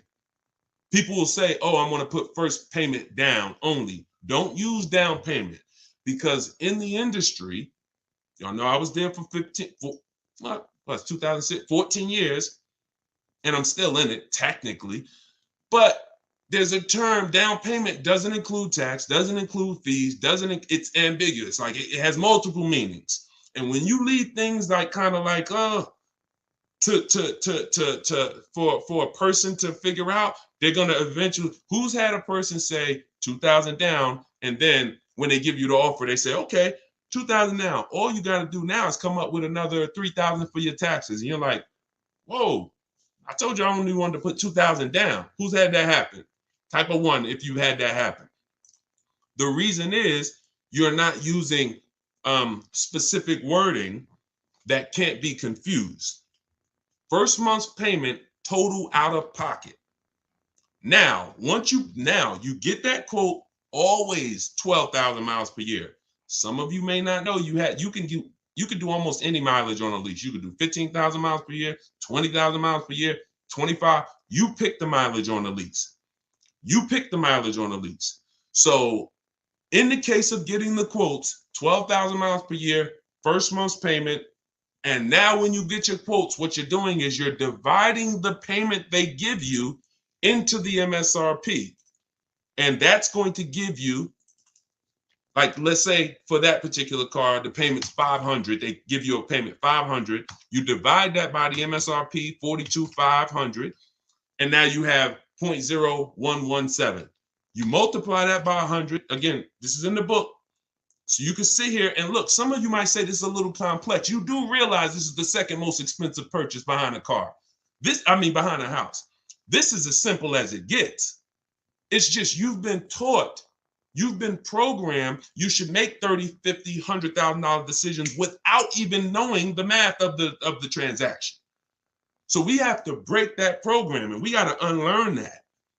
Because you would never sit here with a house, and if we went over some simple numbers and said, make sure you do this when you're shopping for your house, you'd be like, all right, cool, because you realize the magnitude of the transaction. But we've been programmed to make a $50,000 car buying transaction without going over these numbers. So once you do that, you come up with a percentage, 1.17, 1.5. Once you get over 1.5%, it's no value in leasing that car. Leasing is a value play. You're going to see if there's 500 cars, it's 500 different lease programs. And leasing, the goal of a lease is to beat depreciation that you would pay when you buy. If you bought a car and it lost 50% of its value in the first 3 years, some cars, the Escalade was one of the highest depreciating cars, you would lose that value. It's gone. Your goal with a lease is to drive the best car for little money, small money. That's why you don't pay attention to these commercials. So that's a quick overview of how the 1.5% rule works. It's based on the percentage of the car you're paying. And it was a spinoff of the 1% rule, which kind of every savvy lease buyer knows the 1% rule. If your lease was 1% if your monthly payment was 1% of the MSRP, it was a steal. Don't even ask any questions. Don't negotiate anymore. You stole the car. Get up out of there before they change their mind. That was the 1% rule. That's been around for decades. But people didn't know. People knew what an incredible deal was. They didn't know what a bad deal was. And that's how the 1% rule, that's how I invented the 1.5% rule. Paying too much for a vehicle, you're giving back. All right. Look, this is a problem. Vivian, I purchased the wrong SUV. I desire to purchase the right one. Need to unlearn trading. Look, all you can do, y'all, is assess your step 2 of my process is we have to do an equity assessment. If you have a car you want to replace, you need to see the numbers. Here's what you need to do.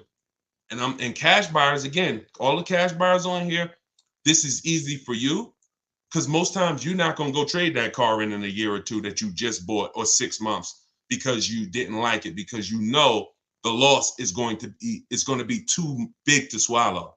But payment buyers who are paying $400 a month, $600 a month, $350 a month, you tend to think I can just go switch cars, no problem.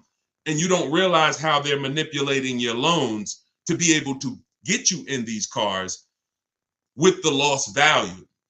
So the only thing you can do is call your bank, find out exactly what you owe, and then go to the 6 websites that I teach you to get your car offers from, who pay historically, they pay more than dealers. CarMax.com, Carvana, Driveway, AutoNation, Sell My Car, Kelly's Blue Book, Instant Cash Offer. Those last 2 are dealerships bidding, and those first 3 are online car buyers bidding. So we get everyone to bid. These guys fight relentlessly to buy cars. You can do Car Guru, Sell My Car. And what that's going to do in about 20 minutes while you sit at home, it'll tell you the highest value for your car. And you look at what you owe and you look at the highest offer. And if you see that the highest offer is $5,000 or $7,000 less than what you owe, then that's your loss you're going to have to take to get into a new car. And some of you, that's going to make you say, you know what, I think I'll deal with this for a little bit. Anyone who buys cars, if Drive Time buys cars, anyone who's buying cars, I want their bid. Because how are we able to get incredible? I've been teaching hundreds of people that I know personally, that I have talked to, that I work with personally, thousands that I have never met, get incredible deals. Some of them email me and I never met them, but they've used my stuff. They've either got the book or maybe they just pieced together all my videos. I got a lot of videos on a lot of different subjects. How do they get these deals? It's because they've mastered bidding, getting bids. The people who are losing in the old way of car buying, you're doing this back and forth with one person, maybe 2. And if the person you're going back and forth with is dangerously overpriced, there's no way you can win.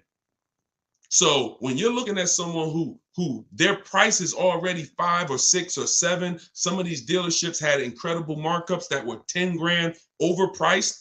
I was helping people get the new Broncos when people were paying 10 and 15 grand over sticker. People were getting them with no markups. So you literally had a person who was paying 10 grand more than another person, because they just didn't know how to find the dealerships without the markups.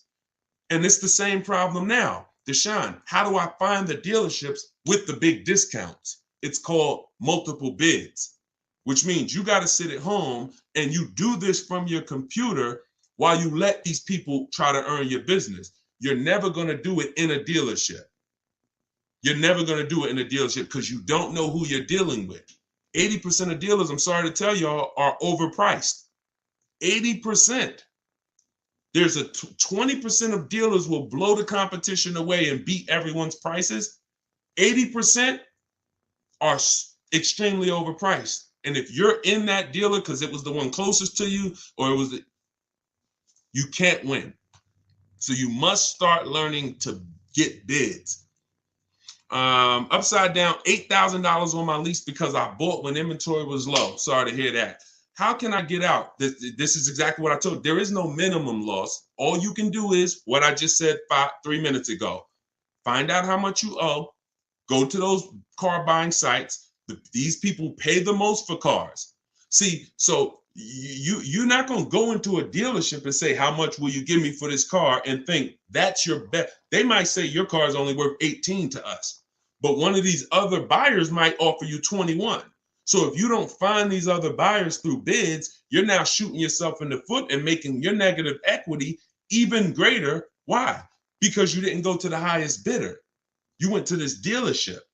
So you want to find out where your position is, you go here. But I mean, how you upside down on a lease? A lease has an end term. It has 36 months, boom. It's not really, you can't be upside down on a lease. A lease is not made to have equity. If you're a super low mileage driver, or if your car has great resale value, sometimes we sell our cars at the end. We make tons of money sometimes selling our leases, but that's not what you're getting a lease for. You're getting a lease to drive a car for a super low payment, a brand new car that's reliable, no problems. So how are you upside down? Kind of elaborate on that. I'm lost. My lease is up in May and want to finance my car, but no sure how it works. Why do you want to buy your lease? Why do you want to buy your lease? So you're saying, all right, my lease is up. I've had a car. Now I want to buy a used car. That's what you're saying. That's what you're saying, Mr. Knickerbocker. I want to buy my used car. That's all you're doing. I want to give you a clear understanding. When you buy your lease, all you are doing is buying a used car. Except you don't have to go look at the market, and you don't have to go look at cars, and you don't have to look at websites. You don't have to go inspect it because it's your car. But it is no different than buying a used car. So if you're going to buy a used car, there should be good reasons why you say, I'd rather buy a used car versus staying in an aggressive lease where I'm driving a new car. Now, I'm going to ask you all a question. Everybody on here, how many years are you planning on keeping your next car? Type it into the chat. Oh, we killing the likes. Thank you, TikTok. Appreciate y'all. See the likes running up. Keep tapping the screen. Thank you so much. How many years are you keeping your next car? So I can follow you to get more information. Of course. 3 years. Okay. 7 to 8 for a non-lease. Now, I'm not sure what that means. 5 to 8 years. Okay, I see you. Forever. No, that's hilarious. Okay, let's see. Okay, 5, no more than 3 years. 8, till it dies. All right, I like that. 6. Okay. So if your answer to this question, listen. Jay said 7, done paying this year. So check this out. Forget about the payments of the car. Forget about whether you paid cash for the car. You know how they tell us your biggest expense is taxes? We're trained to see our normal expenses, but we don't understand that our biggest expense with a car is depreciation. I buy a car for $30,000, park it outside. Don't drive it 1 mile. Come outside a year later. I never touched the car. Is it worth $30,000? I bought a brand new car, put it right in my driveway. I didn't touch it. I never even went in it. I just made sure I started it so the engine would keep running. I go out a year later. Is it worth $30,000? Not anymore. How about this? I buy a new car. I go out the next $30,000. I go out the next day. Is it worth $30,000? Your biggest expense is the one that you have not been trained to see. It's depreciation. So you're losing 20%. But see, you're making when you see now what y'all are going to start doing now that this information is coming to you, you're going to start making decisions taking into account depreciation. Before, all you do is make decisions based on payment and what I want and can I afford it? No, because the depreciation curve looks like this, y'all. From the day you buy the car's value is dropping like this on this angle, steep. Now, when you get to about 7, 8 years, here's what starts to happen. It levels out. Some of you who has a car outside now that's 9 years or 10 years old or more? Type me if you have a car outside your house right now that is 9 or 10 years old. Everybody, make sure you get my book. This, if you want everything I teach in one place. If you want everything I teach in one place. You don't have to remember this stuff if you have the book, because the book is your action manual. 75% off in my TikTok bio. It's a digital book. You can use it. It's literally like, it'll be your greatest weapon.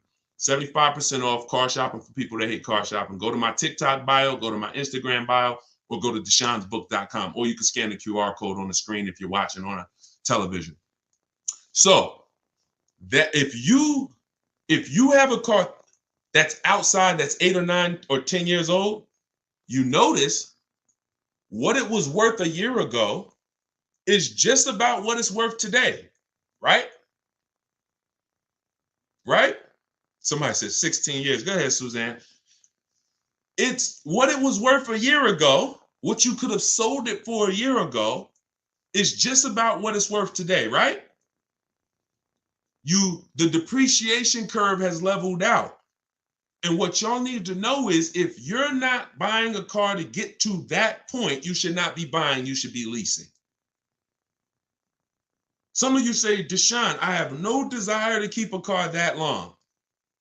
I have no 7 years, 4 years, 5. The name of the game is in the book. Thank you so much, Spicy. I appreciate it. You're going to see I created something called the 8-year rule, because the 8-year rule allows you to say, until I get to 8 years, I'm not out of the woods of depreciation yet. So I'm not buying this car.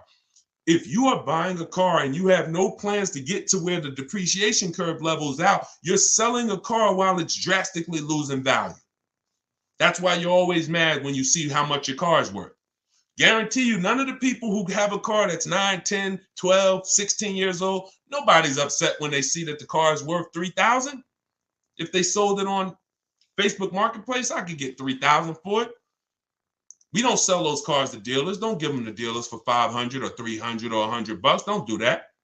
They're better off going to a family member, or they're better off going to Facebook Marketplace. You know, young person pay you a couple $1,000s and they can have a car, because there's still value in the car. It's just not value to a dealership because you've used up most of the value.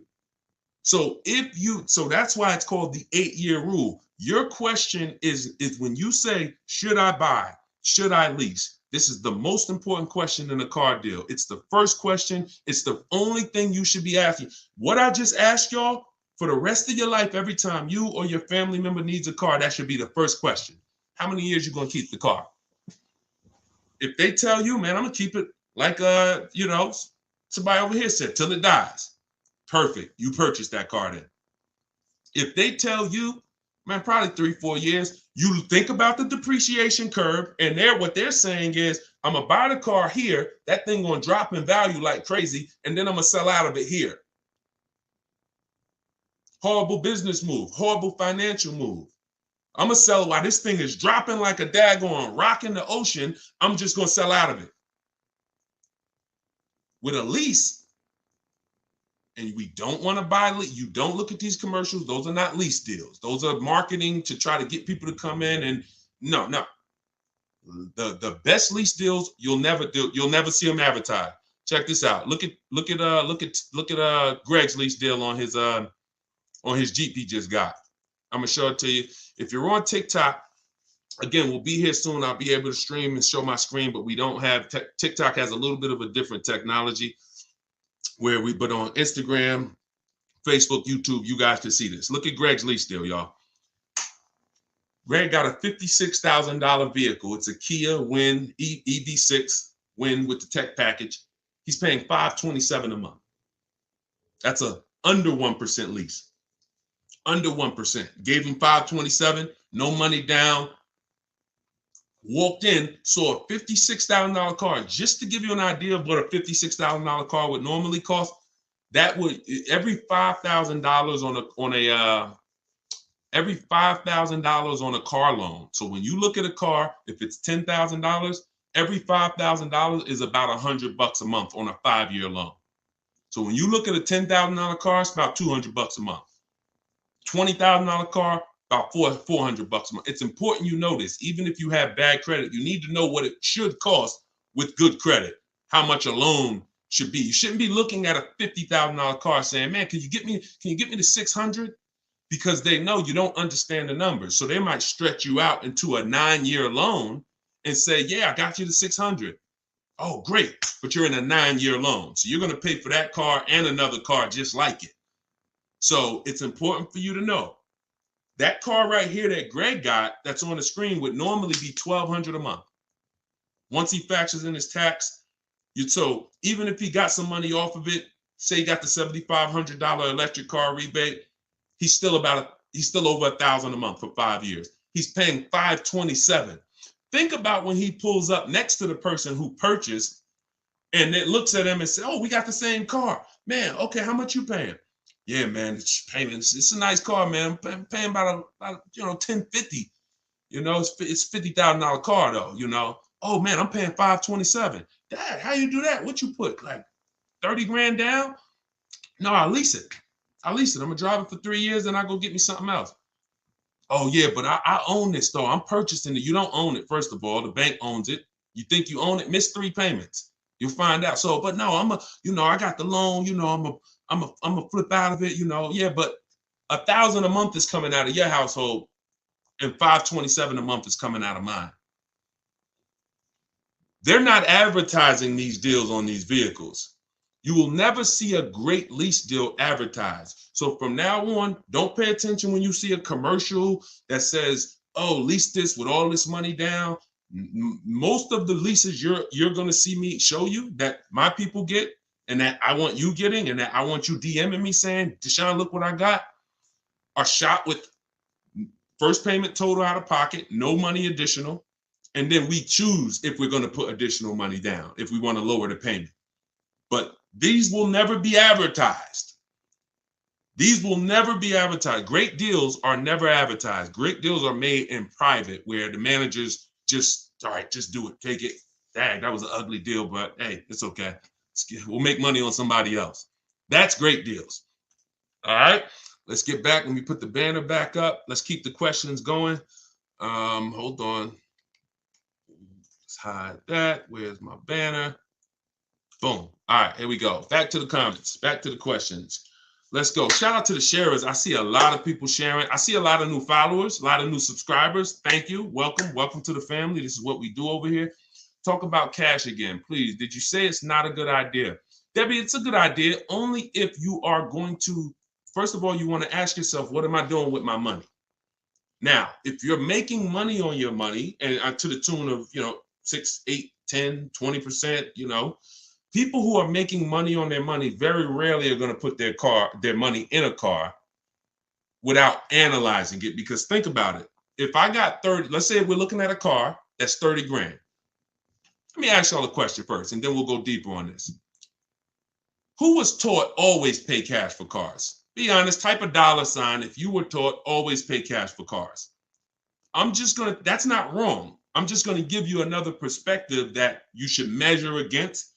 And I was fortunate enough to where when I worked for Mercedes-Benz and when I worked for General Motors, I always worked in blue and white collar towns where I was dealing with people that made 30 grand, but I was also dealing with people that made 300 grand and millions. So that gave me a great perspective. So check this out. If a car's 30 grand and a person could keep their money invested and they're making money, you have to look at something called opportunity cost. So if I kept my money in the market, if I kept my money in real estate, whatever, if I invested this into this piece of property, what would that 30 grand be worth in 5 years? What's my interest? What's my return? My net profit? And when I look at putting that same 30,000 in a car instead of using the bank's money at 2%, 3%, 4%, borrowing the bank's money at a low interest, but I'm using my money to make a higher return, I'm gonna net out positive. I'm gonna net out with a gain. They're not gonna put the money in a car, because when they put 30 grand, not only is their 30 grand gone, they can't get it back, but that 30 grand car, how much is the car worth in 5 years? So I parked 30 grand in a car. How much is that car worth in 5 years? What, 12? So my 30 grand that I just parked in that car, in 5 years, my 30 grand's worth 12. If I park this 30 grand in the market or in a property or in anything that's making me more money, my 30 grand is probably going to make me another 4, 5, 6 grand, 7 grand, depending on what I'm getting. And that's how they look at it. So there's no right or wrong. It really depends on what you're doing with your money and how much you can borrow the bank's money, what the banks charge you. If rates are high, 7, 8, 10%, then yeah, pay cash. But if rates are low, or if the car you're looking at has like a 2% interest rate or 0% special, banks giving you cheap or free money, you can keep your money in your bank account or you can keep it invested and still get the car. So that's how people weigh out the cash. If it was from a straight up financial intelligence conversation, that's the conversation. All of this always pay cash without considering these things. It's just like somebody called Dave Ramsey and said, hey, I built a $22 million real estate portfolio and I use some leverage. I don't over leverage. And Dave Ramsey was fascinated because Dave Ramsey pays cash for all his properties. So he's teaching everyone pay cash for the property. So when you're dealing with this young person who owns 22 million in real estate and has a small amount of debt against it, a lot of equity, I mean, it's more than one way to skin a cat. And that's the only thing I don't like about what Dave Ramsey teaches. He does a great job in a lot of areas, but it's some areas that he's just not sharing all the options from financially wise people. So that's it. That's more in the book. We talk about that in the book. I have deal structure for cash buyers in the book. This is all things that need to go in, y'all. And if you have an intelligent financial advisor, this is the things that they're talking to you about. All of this other stuff is meant to sell you something. And if they're selling you a car, there's no way they're telling you about this. Most are not. They're not trained to even know this, quite honestly. I feel bad for car salesmen because they come in with the right motives, but they're just not trained in any of this. They're not trained in depreciation. We don't get trained in resale value. We don't get trained in leasing. We don't get trained in, all the stuff we got to talk to the public about. So it's not like these car salesmen are just malicious. Some of them are, many of them are, but a lot of them just don't know what the heck they're talking about because they got a job. And then in a week, they was like, they told me when I was 22, and shout out to but he was a nice guy. He said, get the customers to like you and then come to us for the numbers. It's like, okay, you can never do that in real estate. Like, get them to like you and then let someone else do the numbers. Get the heck out of here. This is how we train people. So, all right, let's keep it going. Welcome to the new people. Shout out to the sharers. Retired, getting money from an estate, no trade-in, don't want to know. What is the last, want it to be the, all right, I guess that was a comment, not a question. What about the amount of the down payment? Does that matter when the payment is still going to be high? Well, down payment is always applied. Listen, y'all, very important. Down payment doesn't come into the picture until we already make sure we're getting a great deal on the car, which means we paid a great price for the car. See, because sometimes we use affordability to measure a deal. No. Somebody could offer me $1 million house right now and say, hey, it's yours. The mortgage is, we're going to sell it to you for $700,000. It's a great deal. Not in my budget. You know what I'm saying? Affordability doesn't matter. Somebody can say, Deshone, we're going to give you a Bentley right now. Normally, these are $250,000. We'll give it to you for $190. Okay, phenomenal. We'll give it to you for $150. We'll give you $100,000 off a brand new Bentley. It's a deal, right? Could we all agree? A brand new $250,000 Bentley, they take off $100,000, sell it to us for $150. Can we all agree that's a deal, right? It doesn't mean it's in my budget. So we can't use affordability to measure a deal. We measure a deal based on shopping offers. Now, once you come in, when it comes to down payment, we need to know before we ever think about a down payment, did we get a great price on the car? How we're going to structure the loan and all of that, that's our business. That's between us, our bank, and the budgeting. I go over this, and this is in step 3 of my book. It's 7 steps.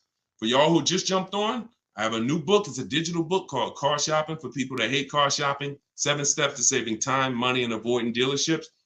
Step 3, we go over deal structure.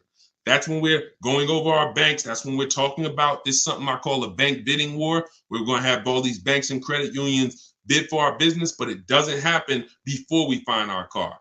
All of the financing and the monthly payment terms, that happens independent from the dealership. You should not be going over your monthly payment terms with the dealership. Here's what the dealership you're going to buy the car from. This is what they do. Did they win the bid? That's it. You have a product, other dealers have a similar product or even the same product, and I'm shopping in a way where you're going to be bidding just like they are. All of you have a shot at my business. And whoever wins, congratulations. Has nothing to do with the loan, has nothing. It's the price of the car. So we do the same thing with a lease. I need to know my lease is under 1.5%. When I look at all those offers, you saw Greg, his lease was under 1%. I'm gonna show you some other people who 1%, 1.1, 1.2, 1. I need to know I got the best deal in the market, which means the dealer won the bid, and then I'll look at, can I afford that payment? And sometimes you might say, wow, okay, this is an incredible deal. I'm just going to put a couple thousand down. I want to lower my payment about $70. I'm going to put down about $1,500. I'm going to put down about $2,000, lower my monthly payment. But if you don't understand this, now you're trying to buy your deal. Now you're going and saying, oh, how much is this car? Oh, it's $700 a month. All right, well, what if I put down like $5? All right, well, we could get you to $590. All right, let's do it. No, you're manipulating the loan. We ain't focused on the price of the car. We can't do it. And that's what, unfortunately, most people have been trained to do. But we're not doing that anymore. So that's how we take into account down payments. It's on our terms. If you can get the car you want and you get the offer and then somebody wins the bid and there's no down payment necessary, you could afford the payment with your bank or with whoever wins. We'll talk about the bank bidding war. Remind me to talk about, the bank bidding war. We get bids for everything. Remind me to talk about that. Somebody remind me before we wrap up. But if you can get a car in the budget, somebody wins the bid, no down payment, do it. But if you look and say, man, I got a deal and you want to lower your payment a little bit, that's when we do down payment. All right, wonderful information. Keep going. Appreciate you. Thank you so much. Let's say they bring you in and you don't like what they're saying. Nobody's bringing me in. Maybe I didn't understand the question, but again, if y'all do it my way, you're in total control because now you're the prize. No one's bringing us in. Oh, the book. Oh, wait a minute. Somebody said, where can I get the book? Because I hate dealerships. So look, the book is called Car Shopping for People That Hate Car Shopping. You can go to my TikTok bio, click that website, click the picture of me on TikTok or Instagram. You won't leave the broadcast and then just click the website and then you'll see a link that says new book 75% off and just click that and grab your copy. It's an instant download and it's a digital book because you'll see there's links in there. I have links to some videos. You're going to be reading the book and you'll be like, I'll say, hey, if you want me to explain this to you in a short video, click this and then it'll take you to a video. All stuff we couldn't do with a print book. And again, as the market changes, any websites that I use change, you'll see my scripts are in there. Everything that you're going to be typing on website, that's all in there. Anytime I want to update that, I can do it quickly with a digital book. I can't do that with a physical book. So grab your copy or you can go to deshonsbook.com and get your copy for 75% off for the next 30 minutes while we're on the broadcast. So, what if they're I get what you're saying, like trying to schedule an appointment. Skinner, that's normal. He said, what if they try to bring you in? Like, obviously, we know as soon as we get on the phone with a dealership, one of the first questions they're going to say is, when can you come in? First, that's why we're not on the phone with them. Now, the only time we are calling a dealership is when we're going to sell our lease to a used car manager because we have a third-party restriction. In that case, we're talking to the used car manager because the third-party restriction limit who you can sell to. So we're going to get bids from used car managers. We're not talking to salesmen. You are not calling. There's nothing in my book where you should ever be calling, speaking to a salesman.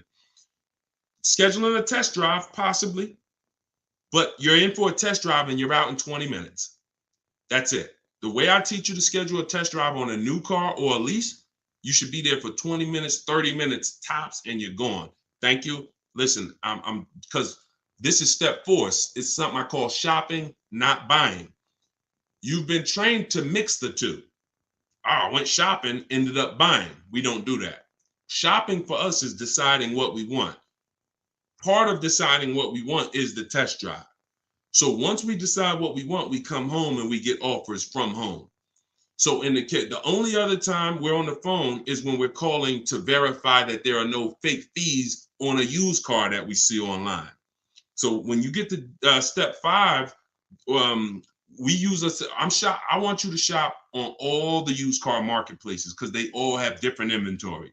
There's 8 of them. Now, when you're on these websites, you're actually screening, narrowing these cars down, narrowing them down based on title. I teach you how to do all this. The first thing you're looking for when you're narrowing it down is title. Then you go into service records, because if a car doesn't have good service records, it's eliminated. I know some of you said, Deshone, but what if they changed the oil and they didn't report it? What if they didn't? If we can't verify it, then we are next. So we go from title to service records to accident history, and then we get the original price of the car. Tell y'all how important this is. My God, who's bought a used car in their life? I want you to type you if you have bought a used car in your life. You. No, we don't need to focus on CarMax. There's no advice on CarMax because CarMax is just one player in a big sea of who we do business with or give an opportunity to earn our business. We give CarMax an opportunity to buy our cars, and when we're shopping for a used car, they're one of the marketplaces where we look at their inventory. No person supersedes anything. So we don't need to spend time with CarMax or Carvana or a dealership. Like, they're all just people who get an opportunity to earn our business, and somebody's going to win. This is not a relationship thing. So, all right. So all of you who have purchased a used car in your life, watch this. One of the things that you didn't have, and if you did, then, I would say most people wouldn't have it. The original window sticker from the car. So this is how most people overpay for a used car and how y'all are not going to do it anymore. When you are purchasing a used car, they have things that they want to manipulate and show market value. Market value is nothing, because there's only 2 words that matter when it comes to market value: below market. All right, below market. As long as you are with me, as long as you're like, man, I want to use what Deshone said, man, I want to teach, then you got to get familiar with these 2 things: below market. If I'm leasing, I want a below market lease like Greg got. If I'm purchasing a new car, I want a below market purchase on a new car. If I'm buying a used car, I want a below market used car. So market value, forget what the market's paying. Now, the original window sticker tells us what is in the car and how much the car was originally priced. And without that information, we can't make a great deal. Sorry to tell you. I'm gonna give you an example with my Infiniti truck. I bought an Infiniti truck about a year ago. I'm on the marketplaces. I'm narrowing it down. I narrow it down to my top 4. My top 4, they're all white. They're all, similar, right? Mileage varies from 26,000 to, probably low 30s. I'm looking at all 4 of them. They're in a similar price range. This is where most people choose the wrong car. When you get the original window sticker, here's what happens. I pull the original window sticker. This can sometimes be acquired through Carfax. Sometimes I got a secret strategy I'll tell y'all now. It's in the book, among other things, where you go right to the dealer's website, because the marketplace might not give you the free Carfax, but the dealer most dealers have a contract with Carfax. So if you simply just click from the marketplace to the dealer site and find the actual listing on the dealer site, you'll see the daggone Carfax right there on the dealer site. Secret sauce. So now I pull that Carfax and I see, okay, now Carfax doesn't have agreements with everyone to show the window sticker. But once I get the window sticker, I see this first Infiniti. Remember, they're all in a similar price range. This first one is $46,000 brand new. It has this equipment. This next one is $48,000 brand new with this equipment. This next one is $52,000 brand new, similar with that equipment. And this one that I ended up getting was $54,000 brand new. What does that mean? I got a bunch of features those other cars didn't have. I have packages that those other cars didn't have. So although we're sitting there, we're looking at our top choices and like, oh, they look similar. Yeah, they look similar until you get the original window sticker. And now this is how we get something called the true value percentage. I call this the true value percentage. It's based on the discount from the brand new price, not the discount that dealer's giving. Used cars, the dealer's discount doesn't matter because the dealer could discount, but if another vehicle is offered with no discount, but it's a deeper discount from the brand new price, you might be saving 40%, 50% from the brand new price. That's the best deal. You could sit up here and take $2,000 from a dealer, and then you only have a small percentage off the brand new price. This is the most important thing. Once you verify it's a quality car, you cannot get a great used car deal without knowing what the car was priced at originally. You can't. And unfortunately, that's how we had people all through the pandemic who were buying used cars and paying almost the same price for them as when they were new. If you had the true value percentage, they could have avoided this because they would have said, wait a minute, I see you asking $28,000 for this car, but brand new, it was $29,500. How, like, it's 3 years old. True value percentage. That's how you buy a used car. That's how you lock in. Now we verify there's no bogus fees. We get to that dealership, we test drive, and we lock up that car. That's a below market used car deal. Welcome. I see the sharers. Thank you for everybody who just came on. Everything I teach is out of my book. Everything that you see on my social media videos is out of my book. There is no, the information exists the same place. So do you want it all in one spot? Because y'all see, we answered a bunch of questions from a bunch of different people, used cars, leases, new cars, cash buyers, all of these different types of people. That's how my videos are. So you might be watching all my videos and be like, oh, wow, which one's for me? High mileage drivers. If you want everything in one spot, you grab your copy of Car Shopping for people that hate car shopping. In my TikTok bio, you won't leave a broadcast. Click the picture of me on Instagram, go to that website, and then just click it, grab your copy. 75% off for our official launch, or go to deshonsbook.com. Because of your book, I was confident enough to negotiate a 1.2% deal based on the 1.5% rule on my new lease. Congratulations, Callie. See, that's the type of, you notice she didn't even tell us what kind of car she got. Because that's secondary.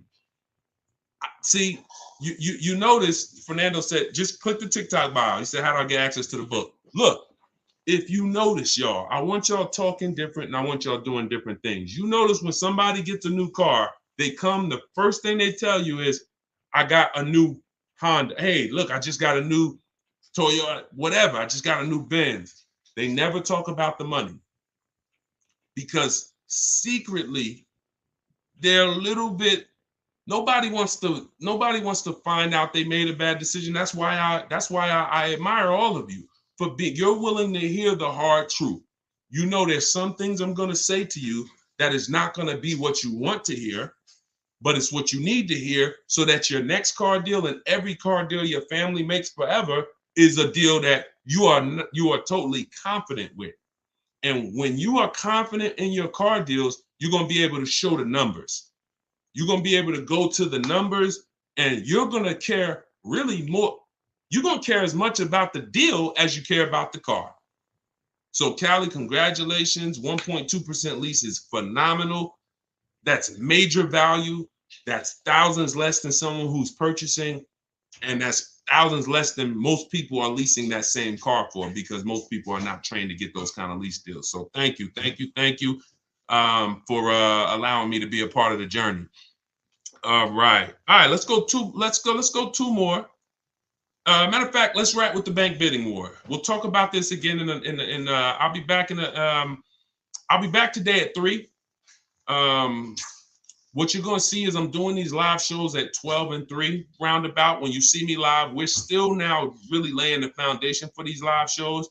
and then we're going to rebroadcast the episode, because what we found is people, even when they're watching the episodes, they're like, man, these are the same questions that I would have had if I was on the live. So even though I'm not on the live show, I'm still benefiting because those are the same questions I was going to ask. But let's wrap with this bank bidding war, y'all. The bank bidding war is when you actually make banks and credit unions bid for your loan. You don't want to actually have a dealership only get you your loan. You also don't want to have your bank only or your credit union only getting you your loan. There's something, and you can Google this. You can literally type this into Google and you will see that Experian has an article that shows you how to rate, that gives you permission to rate shop. Rate shopping done correctly, you have a window. Oh, in that window, Experian says it's 45 days. In that window, you can let 10, 20, 30 banks and credit unions access your credit with a hard pull. And at the end, when that window closes, it will only weigh on your score as one hard inquiry. So if one hard inquiry would have dropped your score 9 points, 30 banks bidding on your business will drop your score 9 points. And the reason why you need to shop like this is because these banks make money on your loans. These banks are not our friends. They're service providers. We don't want to have friends in business when we're getting bids. Because when you're getting bids, a person that wins the bid today or this year, they might not like you when they lose the bid on your next car. So if it's a relationship thing, they're going to say, oh, come on now, I've been selling you cars for years. Come on, I shouldn't have to bid. That's their logic. We know we're not allowing that. Everyone's bidding. So even your bank that you've been doing business with for 10 years or 5 years or 20 years, they still need to compete against other people who want to give you a loan. Because if you can save 1 point on your interest rate, depending on how much you're borrowing, that's $1,000. And some of you who are, you're going to see using this strategy, you'll save 2 and 3 points on your interest rate. And you're talking about $2 and $3 and $4,000. So the same way we are getting bids for the car we're buying, getting bids for the car we're selling, the lease we're selling, the bank is a part of that. So once you go and we don't let anybody, remember this, we'll talk about this more at 3. I'll be back at 3. When you let these banks, you don't let anybody touch your credit until you have found a car, because you don't want to you don't want to start that rate window, that 45-day period. You don't want to start that.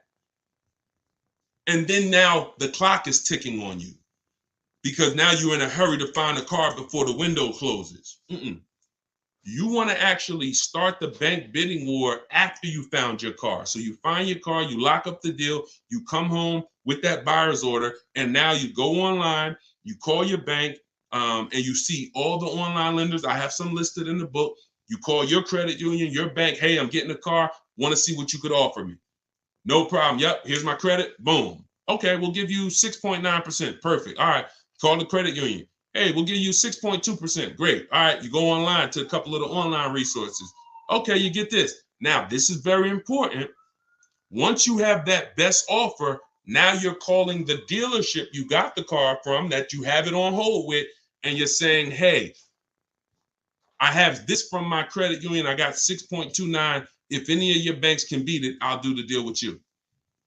And now you let that finance manager see. It's different when the finance manager is trying to beat an offer you have.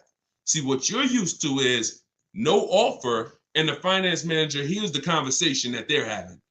What's the highest rate you think we can get them to pay? That's the conversation. What is the highest rate you think they'll pay? And we still have a deal.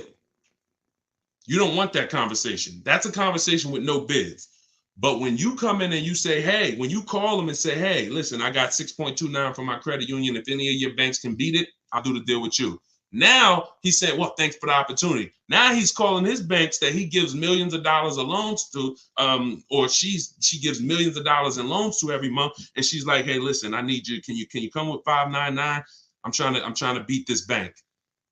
Now they call you and say, hey, good news. I beat that by half a point. I beat that by a point. Now you just save more money. But if you don't let all these people bid, you're giving the bank the extra money. That's the bank bidding war. But you got to do it right. You can't be going from dealer to dealer. Many people doing the bank bidding war wrong, letting all these dealers run their credit, or they're letting the bank get a hard inquiry before they even go and find their car. Got to do this right. No, dealership doesn't run your credit first unless you let them, Tommy. Unless you let them. And we don't let them. There's no reason at all. Listen, you use the book. We'll do more Q&A. But there's no reason that a dealer should have your credit before you have purchased the car. You don't need to let the dealer run your credit to get an offer, a lease offer. You don't need to let the dealer run your credit to get a really, we don't use dealers for finance offers. There's no reason. So if you have let them run your credit, it's because you were, for some reason, made to think that you needed to let them run your credit. No, we don't. We don't. So, all right. Listen, I'm going to jump off. I got some things to do before the next show, but I appreciate everybody who got the book. If you just jumped on, my new book is officially out, and we'll be doing this show to really make sure that everyone can get the answers they need. But if you want everything I teach, my new book is called Car Shopping for People That Hate Car Shopping. 7 Steps to Saving Time, Money, and Avoiding Dealerships. Everything I teach is from those 7 steps, starting with the most important question, which I asked y'all earlier: how many years are you keeping the next car? And then step 7 is delivery. So that book is not a book you read, it's a book you use. You're not going through the book and saying, okay, I read the whole book, now let me go get my car. No, by the time you get to step 6, which is paperwork and protection, you should have your car locked up, and you should be talking about paperwork, protection, and getting ready to go pick up your car. Step 7 is delivery. So you shouldn't be reading delivery if you haven't gotten to the step where by the time you get there, you should be like, okay, I'm at the end. I shouldn't be congratulating you at step 7. You're in the book, and I'm like, congratulations, you're at the finish line, and you ain't. No, it's not that type of book. It's literally an action step. And by the time you get to step 7, your car is outside, or you're going to pick up your car. So that's what it's about. And it's a digital book because I want to be able to update it on the fly. If any websites change, you have my scripts in there, you have my templates, anything that we use and I have a video library too. So I work with people, hundreds of people all around the country in my video library, Cars from Home University, and coaching. So I'm able to keep my pulse on everything that's happening in the market, literally day by day, all the offers, so anything that changes that I need to update, I can do it quickly with a digital book so that, you don't have to buy a print book from me. And then in a daggone year, the thing is not relevant anymore because things have changed. So you can get your copy in my TikTok bio, click the link, or you could get it in my Instagram bio. There's a website link there, and then you'll see a button that says 75% off for our launch. So as long as that timer hasn't hit 0, you won't pay the normal $97 price. But at $97, it's incredible value. We've had tons of people that got it for $97.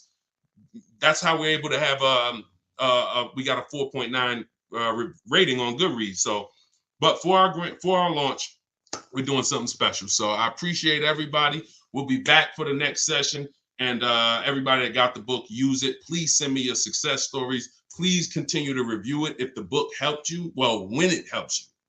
Please go to Goodreads, because the more reviews we get, the more people can find that book, and the more lives we get to change. So I appreciate it. Shout out to the sharers. Make sure the 2 people that get the free book, make sure y'all DM me and we'll get you y'all free books. And God bless y'all. I'll see y'all soon.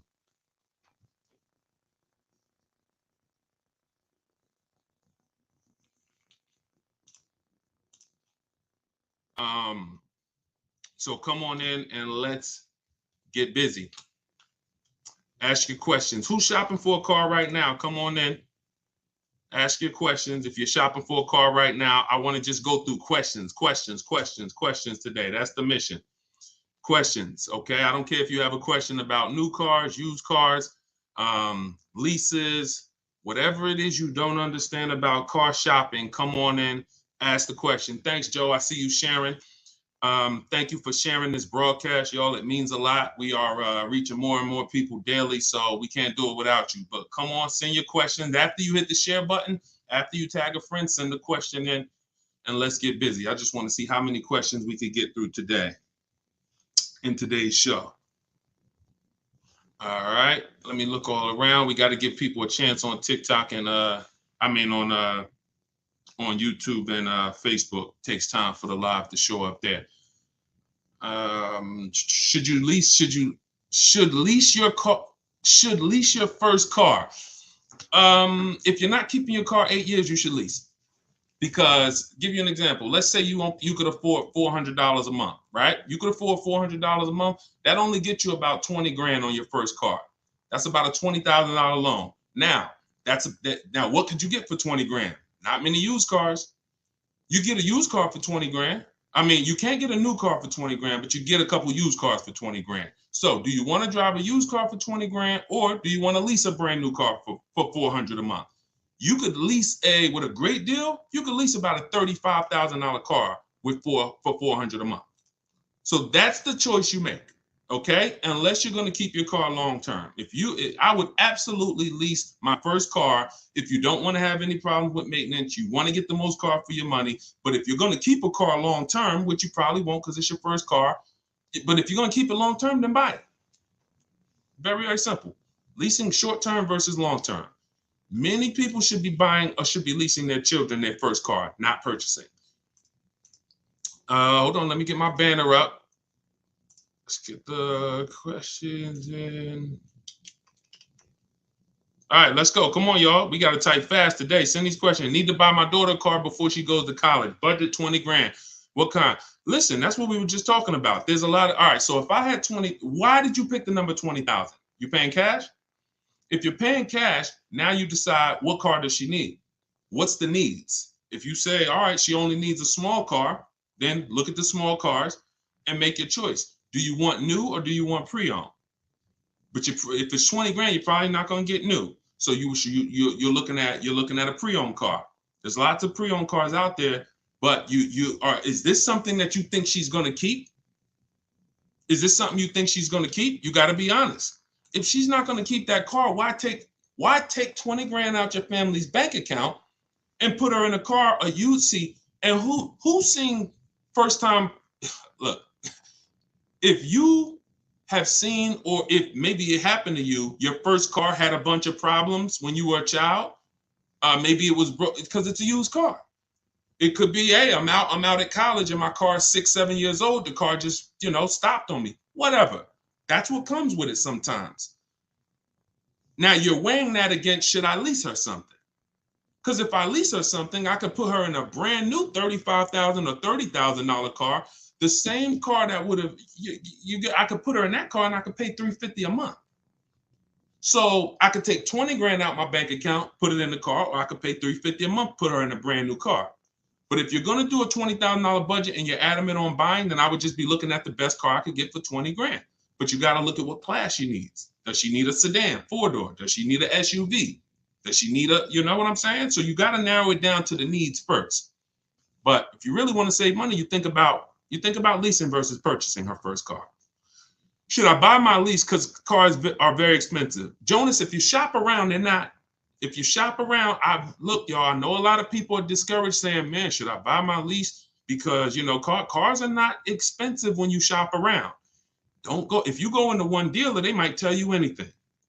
They might tell you these cars are $600 a month. Meanwhile, the dealer on the other side of town doing those same cars for $450. So before you say a car is expensive, do me one favor. Get 4 offers. Whatever car that you shopped and you said, this seems expensive, take that car. I want you to go on Google, whatever brand it is. If it's Nissan, type in Nissan dealers near me. I want you to call each one and ask for the sales manager. And I want you to say, hey, this is what I'm looking at. I went to Nissan of such and such. This is what they quoted me. I'm going to give you an opportunity as well. Can you get me a price of what you could do? If you do that with a sales manager 5 times, you're going to see how different the prices are. And now, if all 5 of them seem expensive, now that car could have a bad deal. That car might be a bad deal. Doesn't mean all cars are a bad deal, but before you rule a car as expensive, you must get 5 offers, because the dealer you went to might be expensive, not the car, the dealer. Some dealers, I usually call about 70, 80% are overpriced. That means someone else would blow their price away. You got to get to them. All right, let's go. Come on, I want to get through as many questions as possible. Type your questions. Let's keep it rolling. If y'all don't know, my book is out. It's called Car Shopping for People That Hate Car Shopping. It's a digital book, 7 steps to saving time, money, and avoiding dealerships. You could get it in my TikTok bio. You're not going to leave the broadcast. You could get it in my Instagram bio. You're not going to leave the broadcast, or you can scan the QR code or go to deshonsbook.com. It's 75% off for the next 30 minutes while you're on the broadcast. All right, waiting for Toyota Stout pickup to be released, I'm guessing. Looking for a mid-size pickup in the $25,000 range. I'm guessing that when you guys pull these numbers out for your budget, it's something that you're paying cash for. So if it's something you're paying cash for, because other than that, these numbers don't really matter. If you're getting a loan, these numbers don't matter as much, because, you know, $25,000 tax monthly. So if you're paying cash, I'm going to assume you're paying cash.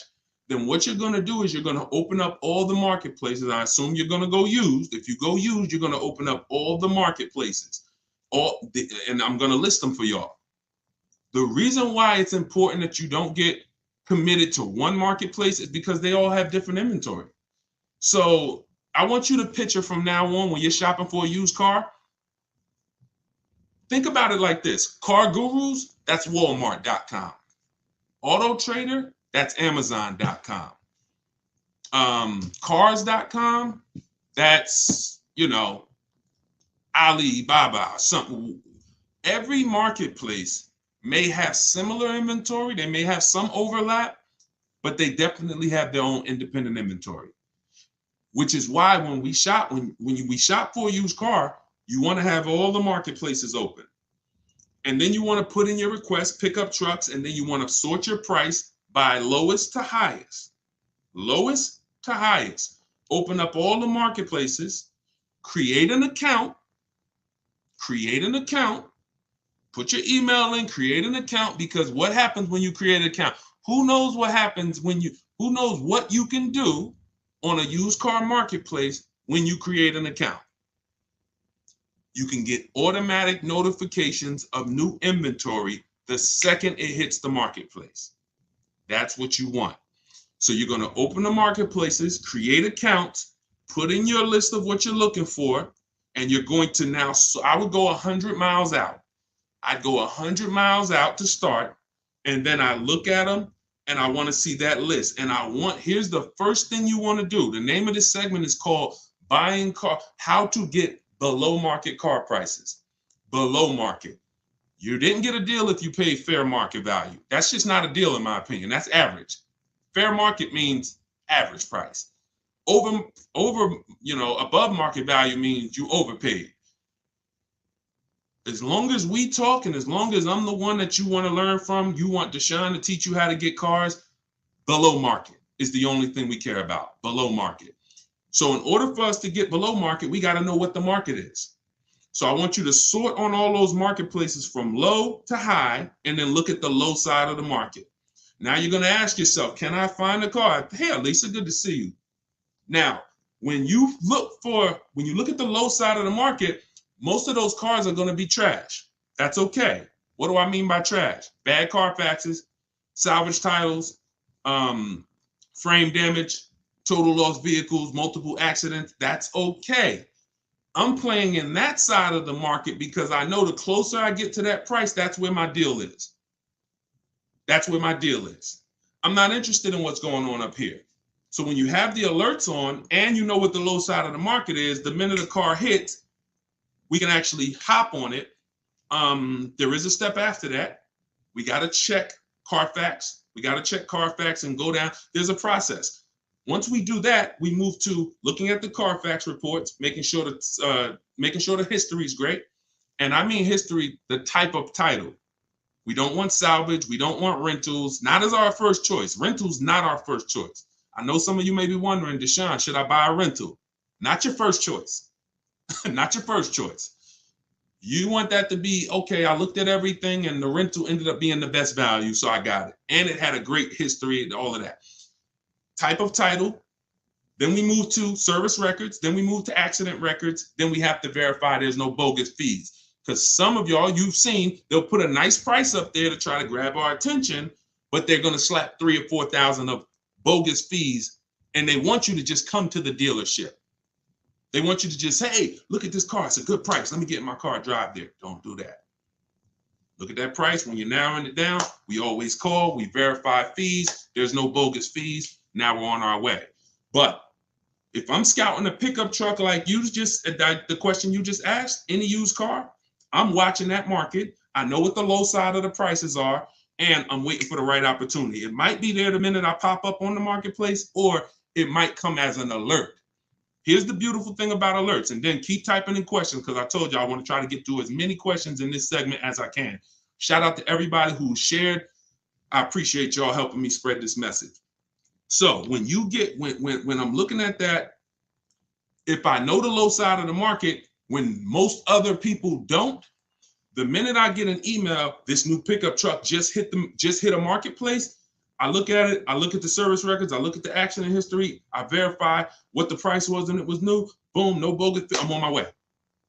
Because everyone else is going to hesitate because they don't know the market. When you know the market on a used car because you've been watching it, you hop in, you grab it, you got that car locked up before anybody really even knew it hit the market. That's what you want. That's what you want. I go into that in detail. I tried to really give you a detailed overview just now. That's all in my book. That's called my multiple marketplace strategy. It's in step 5 of of my book, Car Shopping for People That Hate Car Shopping, 7 steps saving time, money, and avoiding dealerships. Get your copy. If you want the detailed strategy, go to my TikTok bio, grab your copy, 75% off for the next 30 minutes, or go to my Instagram bio. All right, let's keep the questions going. Good morning. Scenario: $15,000 vehicle. How much down payment with credit under 600? So it sounds like, if credit's under 600, you're not controlling your own financing, which is sometimes tough. It is tough because you got to make sure that they don't manipulate the financing. Anybody on here who has a credit score in that low 600 and under range, this is what you got to be aware of. Okay. What you're trying to do is you're trying to just be penalized with interest. Let me go more into detail. When you don't have good credit, you should be comfortable saying, I'm going to pay more interest. But what the industry does is they want to make you not just pay more interest, you're going to pay more for the car. You're going to pay more for the car. You're going to pay bank fees. Now, not only are you buried from the interest, but the same car that somebody with good credit could have came in and got for 18, you ain't getting for 18. You're going to pay 21 for it. So this is how they dig you into a deeper hole. And if you allow it, you're digging yourself into a deeper hole. So you have to separate your car purchase from your loan. This is what everyone does. This is what everyone who's learning from me and everyone who's into financial literacy is going to do. But when you have bad credit, it's harder to do. So you have to be more diligent to not mix up the price of the car with your loan. So what you need to establish is, what am I paying for the car? And you need to verify beyond anything that that's a good price. How do you do that? The same way I just laid it out for you, and using my multiple marketplace strategy. You rewind, watch the last 3 minutes, 4 minutes. That's how you make sure the car itself is a below market price. Now, once you have that below market price, it's this young lady said, Miss Smith said the car's $15,000. $15,000, is that a great price for that car? Forget the loan. Step 2 is the loan. Step 1's the car price. So before, see, we're mixing those two in this question. Let's make sure that the car is priced the right way first, because I'm telling you what you're up against. Y'all are trying to overcharge me for the car and kill me on interest too. I'll let you get the interest because that's my fault. I don't have the credit. I'm supposed to pay more interest than someone with good credit. But what I'm not going to let you do is put me in a car that's $3,000 over what I could get it for from another source. So let's just assume, Ms. Smith, you've done the check. You're going to do that homework. You check those websites. The car is a great price. Now let's talk about the loan. What are you charging me? What's my interest rate? What's my interest rate?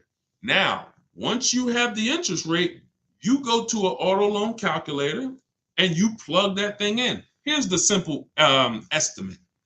Every $5,000 is how much per month? First person that has it, first person that says it, you got a free copy of my book. Every $5,000 on a loan is about how much per month, y'all? Every $5,000. I'm looking on all the platforms. All right. Oh, King Divine, DM me. A lot of people came in. King Divine, you got it first. DM me. I'll send you a free copy of the book. If you got the book already, I'll refund you for the book. Everyone else, you can get it at 75% off. This is the kind of stuff I do. This is why you got to be engaged through the whole broadcast. All right. So when you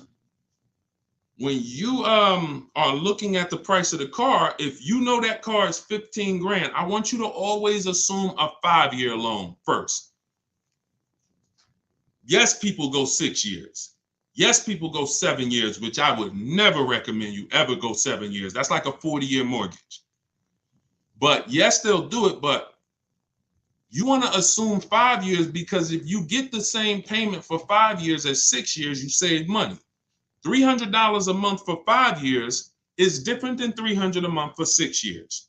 So whenever you look at a car, I want you to take that $5,000 and say, okay, if this car is $15,000, this should cost me about $300 a month. Now we have my interest. That's going to be, if my interest rate is 10 points higher than normal, or is several percentage higher, then that's going to go up. But that's something you can type into Google, auto loan calculator. Put that price of the car in, put that interest rate in. And what you're going to find most times is it's not the interest they're trying to kill you with. It's the price of the car, Ms. Smith. That's the big thing. They kill people with bad credit and they overcharge you for the car itself. Somebody with good credit could come in and snatch that car for less. So take care of the price of the car first. The rest will usually work out, and you just verify it. When you look at that daggone buyer's order, it shouldn't be a bunch of stuff on there you don't recognize. It should be the price of the car, tax, documentation fee, DMV, motor vehicles. If you see a bunch of other stuff on there, get the heck out of there. And we don't even go there before we verify fees. But being that you found a car, we'll never go to a dealership. If you listen to how I'm telling you to do it, you shouldn't be in a dealership before you verify the fees. But sometimes people stumble onto a car lot, find a car, and they're excited about it. Then they find out, oh, shoot, they got all these fees. Got to get out of there. Don't pay. Don't try to negotiate with them. You can't negotiate fake fees. Because even if you take off some fees, you're back at the original price. I didn't get a deal. You get what I'm saying? That's why we always verify these people with fake fees before we come out of our house.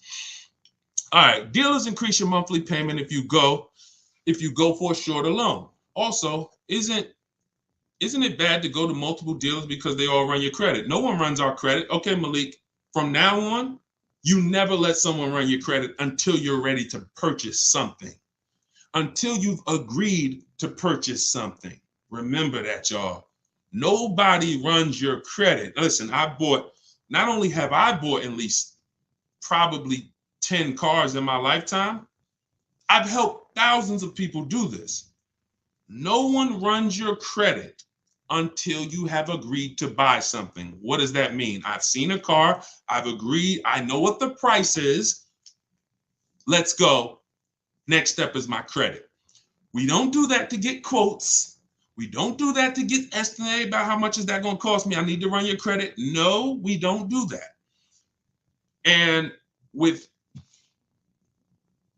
you keep what I'm telling you in mind about estimate, now if you get the book, it's all in the book, very detailed. If you watch the videos and you watch them enough, you'll eventually get it because it's the same thing I'm saying. I'm not going to change the principles I'm teaching you. $5,000 on a loan is this much. If you know what this is different for leases. Leases, we get lease quotes. That's where you got to get multiple quotes, which doesn't require running your credit. Y'all know what I say. If anybody says we need to run your credit, you tell them assume tier 1. Assume, remember those 3 words. Assume tier 1. Tier 1 means good credit, not super credit, good. 680, 700, 725. Like most people are going to qualify for tier 1. You don't need to be an 850 score to qualify for tier 1.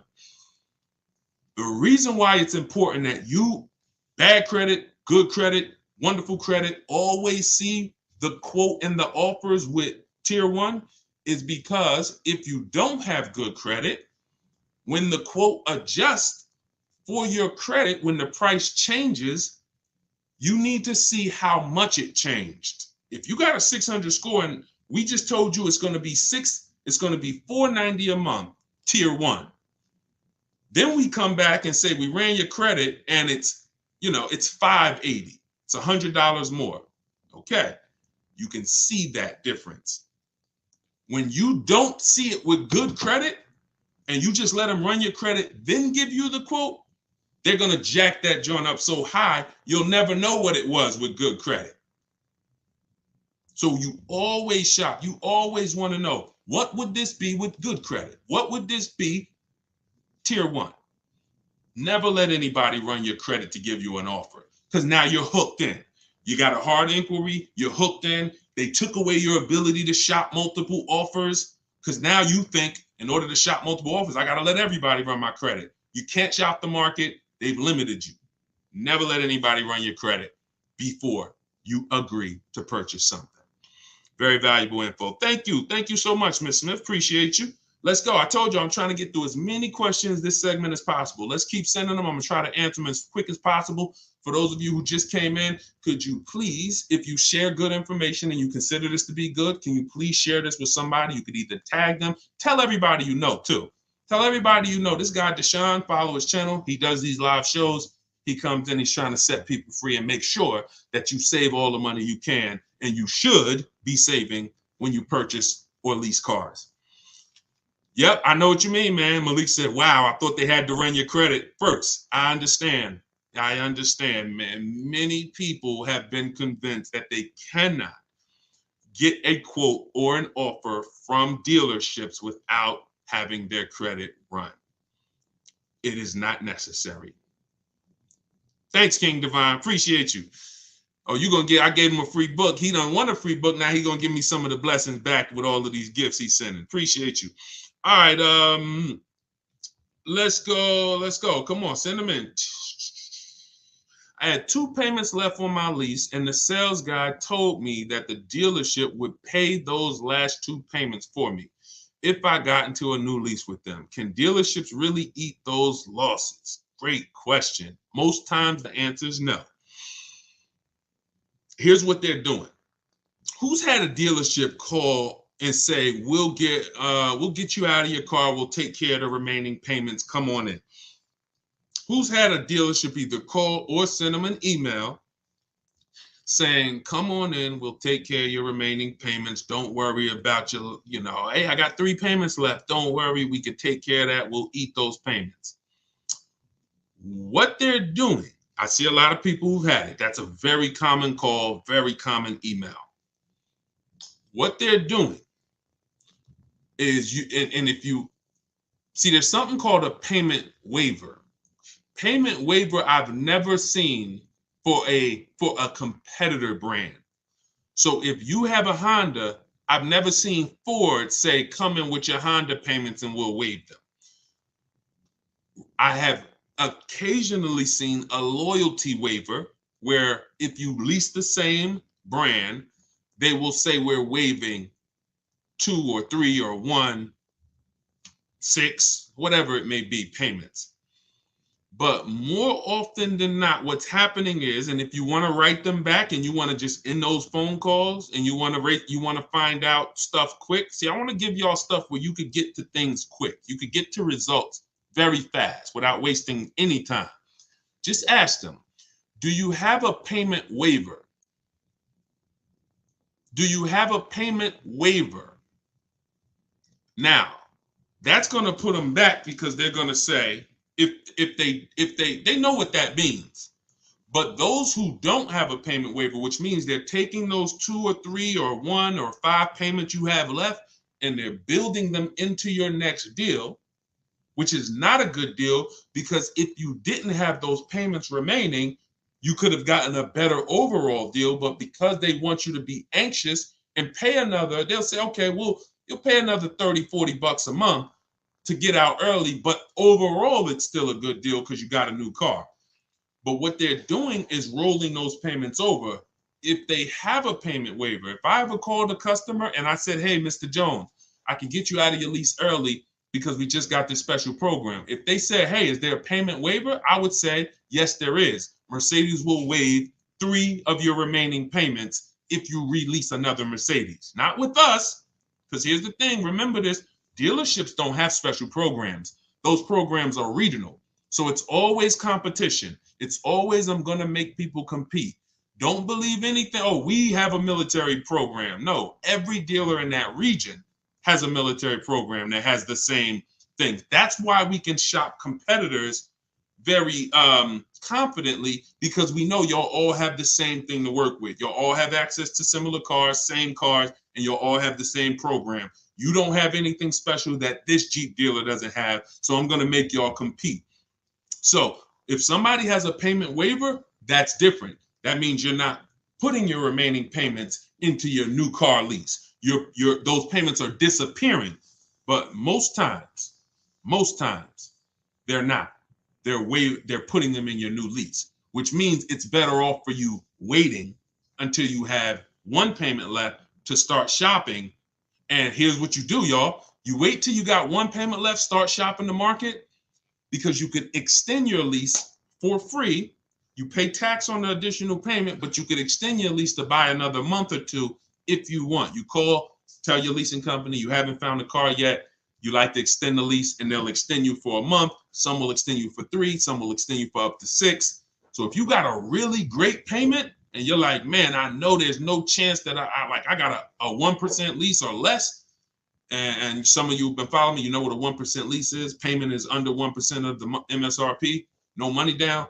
Then you don't want to get out of that early. You might want to extend that for 3 more months or 6 more months while you shop the market. But that's what you got to be aware of when these people are calling you, Sonia, and telling you come get out of your lease early. They want to roll those payments over and put you in a new deal. All right. Why can't dealers get you the best deal for your situation? That's not their job, Skinner. Their job is to make the most money possible and make you happy in the process. That's a conflict of interest. It's not to save you the most money and make you happy. So what you're doing is, if you treat, I talked about this in one of our last broadcasts. I said we got to move from, we don't want our car dealer to be our friend. And that doesn't mean we are not friendly, but we're going to make you compete for our business. Some of you have been dealing with brokers. I used to be a broker for 4 years. You're going to find out, I've told you, brokers' money comes out of your deal. So whatever deal the broker got you, they don't work for free. So either they got money from you and pay, and this is when you really don't know, because you're giving control of your transaction to someone else. Sometimes people say, well, I didn't pay the broker anything. No problem. Whatever they made came out of your deal. So people don't work for free. Brokers get paid like dealers. So they might say, okay, we're making $3,000 on this deal. Give me 15, you keep 15. So that's $1,500 or $3,000 that maybe they didn't pass on to you. So you can't depend on someone who has total control of your transaction to be totally transparent with you. And sometimes some people might say, well, I paid the broker up front $500 or $700. They still have control, which means they might double dip and still take 500 or 1,000. Or because what a broker's trying to do, here's when you know you're dealing with a bad broker. Here's when you know you're dealing with a greedy broker, because some of you trust brokers way too much and you don't realize what you're giving away. When you're dealing with a greedy broker says, what can you pay? Just like a greedy car salesman. What can you pay? What's the most you can pay? Because what they're trying to do now is say, all right, if I can get you that deal, a dealership might say, all right, I got that customer you bringing me to $480 a month. But you, because you trusted the broker, you told them the most I can pay is $550. Now they say between $480 and $550, that's my profit. That $3,000 right there, because why would I come volunteer to you $480 when you told me you're okay with $550? But what a broker should do, if it's a legitimate broker and he's shopping offers for you, the way I'm teaching you, you can start your own brokerage, because I teach you how to shop multiple offers, get multiple offers, and then present the best ones to yourself or to whoever you're representing. So when I was brokering, I'm shopping multiple offers. I'm talking to multiple dealers and I'm saying, this deal is at this price, this deal is at this price. Here's the one that won. Now you pick the one that won and there's no markup there. It's just, I'm just connecting you to the one. You paid me when I was consulting, that's how I ran it. And I gave the customer a list of all the dealerships and all their offers. So there's no markup in there built in for me. There's no extra money built in for me. So the people who you're hiring to get you your best deal, they have a vested interest to make the most money they can. That's why I want you to trash that model, learn to shop the way I'm telling you to shop online, and you'll see I don't need those guys. I could get my best deal in 45 minutes sitting right in my living room. Does that make sense? All of this is what we talk about. This is all what I teach in my videos. This is what's in my book. If you guys don't know and you just jumped on, I have my book out. It's available. It's called Car Shopping for People That Hate Car Shopping. It's a digital book. Go get your copy now. It's 75% off for the next 30 minutes. In my TikTok bio, in my Instagram bio, or you could go to deshonsbook.com or scan the QR code on Facebook or Instagram. All right, let's keep it going. I told y'all I want to get through as many questions as possible today. Thank you to everybody that's sharing. I see we got about 400 people on here across all the platforms. Absolutely appreciate everybody being here, and tell all your friends about this channel. No matter where you're at, tell them Google Deshone the Auto Advisor, follow him, whatever platform they're on. I try to be everywhere the people are. Hey, I'm stuck in a finance with 1 year left, but I want to get a new car. Should I lease or finance? Good question. Here's a simple question to ask yourself. I call this the most important question. This is the first step. How many years are you keeping your next car? Everybody answer that question for me who's car shopping now or in the next 12 months. How many years are you keeping your next car? Type it into the comments. Not how long. How many years is your goal to keep your next car? And then I'm going to tell y'all how we use this question to answer the leasing versus buying question. Because some of you are really wondering, could I get a better deal leasing or should I buy? Just like this gentleman just asked. I believe that was a guy. Okay. So I see 3 years, 10 years, 10 years-ish, 10 years, 3 years, 3, 5. Look at this. So I'm going to give y'all what you need to do. As you come in, the question is, how many years are you keeping the next car you're shopping for? Every single car that you're shopping for, I want you guys to ask yourself this question. Now, here's what you do. I want you to look at your answer. If the answer is 8 or more, your best deal is going to be shopping for a purchase. Shopping for your best deal on a purchase. You don't have to wonder, could I have saved money leasing? If it's 8, 9, 10, or you don't have to worry about leasing. Now, I want you to ask your children that same question and your spouse, hey, let me ask you a question. How many years you think you're going to keep this car? College student, doesn't matter. Yeah, I think I'll probably keep it for like maybe 4 or 5 years, at least through college. It's very important. I call this in my book the most important question. If it's under 8, you lease. You should be shopping for an aggressive lease deal because you are going to pay so much less money and you're going to drive so much better. You're going to have so much better cars. Like the cars, the quality of what you drive is going to be so much better if you are a short-term person.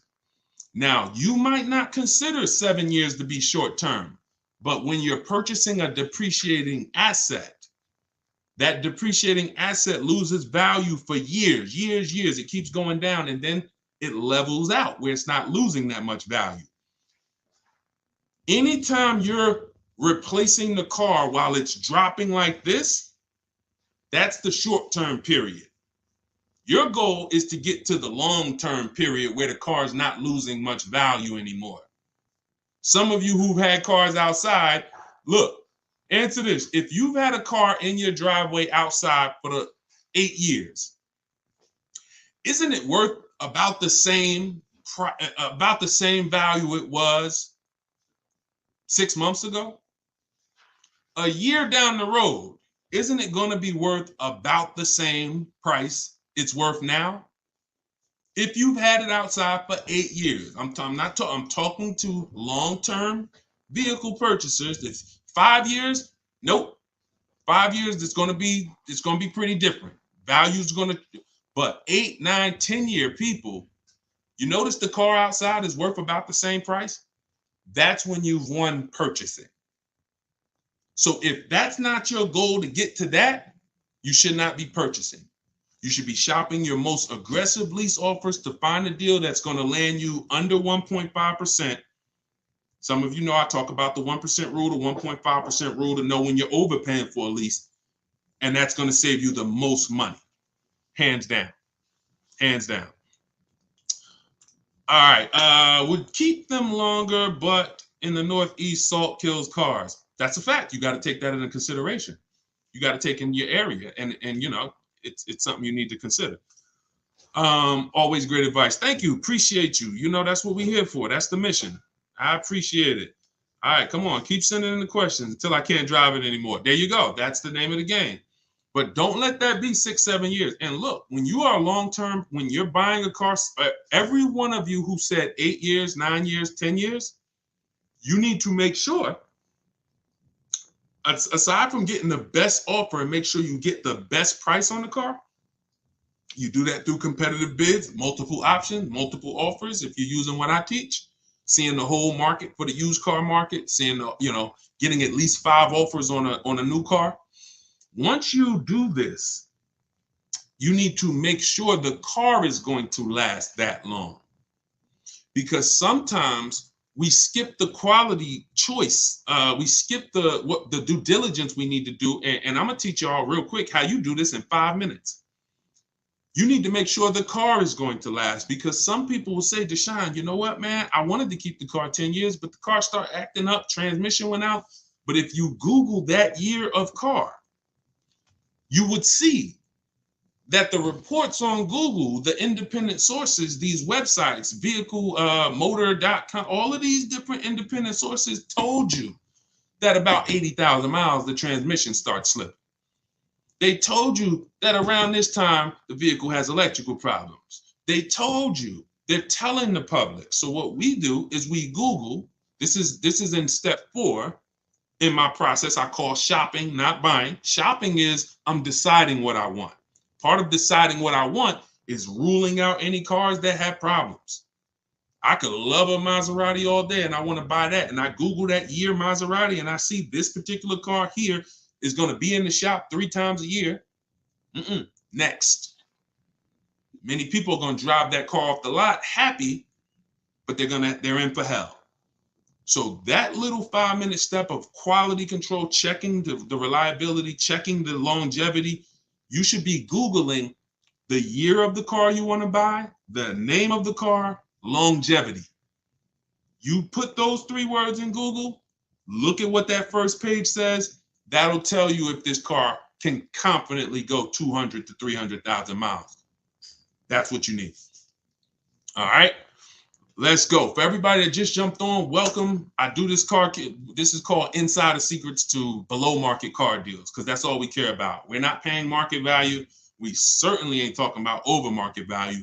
All we care about is below market car deals. So welcome.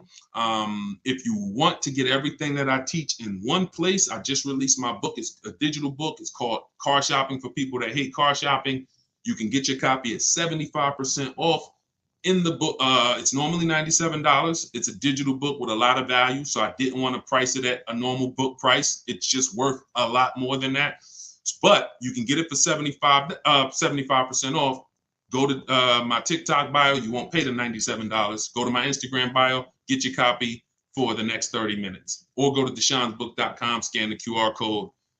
Thank you. Tova said, I just bought the book. Enjoy it. Thank you. Use it. Please DM me or email me when you get your first deal and let me know. I want to see deals in my inbox, y'all. I don't want any of you guys DMing me saying, hey, I just got this car. Check it out. What do you think? No, I want you DMing me saying, look, I just got this car. I use your stuff. I got multiple offers. Look how much I saved. That's how I want to congratulate you. All right. Design. What if you put 60K miles a year on the car? Good question.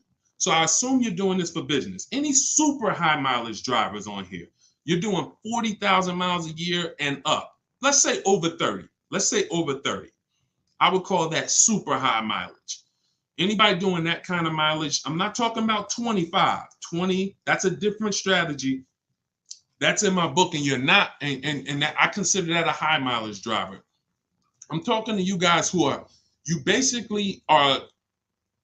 This is Toro, this is rental car businesses, this is Uber. I'm living on the road and I'm making money on the car. If that's you, I don't want you to concern yourself with leasing because your lifestyle and your mileage is too unpredictable per year. You might do 40,000 one year, 60,000 the next year, 33,000 the third year. So here's what I need you to do. I need you to ask yourself the minute you get your car, if y'all don't realize what I'm good at, what I think I'm good at, is looking down the road and making sure that the plan that we're going to roll out not just works for us today, but we look down the road and say, man, that plan that car I got 3 years ago, I structured that thing right. Because cars, we know, who knows, cars will come back to bite you, not when you buy them, later. I go to trade them in. Wow, I got $10,000 in negative equity. It was all good just when I bought the car, but now it's not. So I want you to ask yourself, when am I going to replace the car? That's what you have to ask yourself. You super high mileage drivers, you have to ask yourself, when am I going to replace the car? Now that might be 3 years, that might be 4 years. And whatever you determine that to be, that's the length, that is the maximum length of your loan. You do not take a loan longer than that because at the point of replacement, your car is almost worthless because you're going to burn the heck out of it. It's going to have 250, 300,000 miles on it. It's going to be almost worthless. Not worthless, almost. So here's what you can't have: a year or 2 years left on your loan. This is what most high mileage drivers, super high mileage drivers deal with. They come in, they're ready to replace their car, still got a year or two left on the loan. They still owe 10 grand on the loan. Car's worth $3,000. They still got 2 years left on the loan. They owe 15 grand. Car's worth $3,000. If you've experienced this, be honest and type in and hit the like button. And I know because I've seen this so many times. So if you just take a shorter loan, 1 year shorter, 2 years shorter, yes, you're going to pay $150 more per month. But what you're doing is it's a business move. You're saying I'm going to take a little less monthly profit, but then at the end, I'm not going to have $10,000 or $12,000 or $15,000 of negative equity. That's your losses right there. You know what your losses are as a high mileage driver. It's in that negative equity because you done made this money for 2-3 years. It was all good. Oh, we out here making money. Now when you go to get that next car, you're realizing your losses. All right, what you mean? Yeah, you're upside down 15 grand. So take the shorter loan. Ask yourself, when am I going to replace this car? When you say I'm going to replace it in 4 years, that's my maximum loan. 4. I cannot do it longer. So when I come to replace, my car's paid off, and here, now you have an asset. Now you have something that's worth $3,000 for your down payment. Or now you have something that's worth $3,000 that you can put in the bank and you get the next deal. If you do that, your high mileage, your super high mileage driving experience is going to be so good. And what I just talked to you about is a business conversation. That's business. That's good business. What you're doing when you push those losses to the back, bad business. All right, let's keep it rolling. Let's keep it rolling, especially for Uber, Lyft drivers. There you go. That's who I was just talking to. So take that advice, Uber, Lyft drivers, anybody who got cars on the road and you got loans on them, that's how you do it. All right. Yep. It's about time to replace it. My bad. Wait, hold on.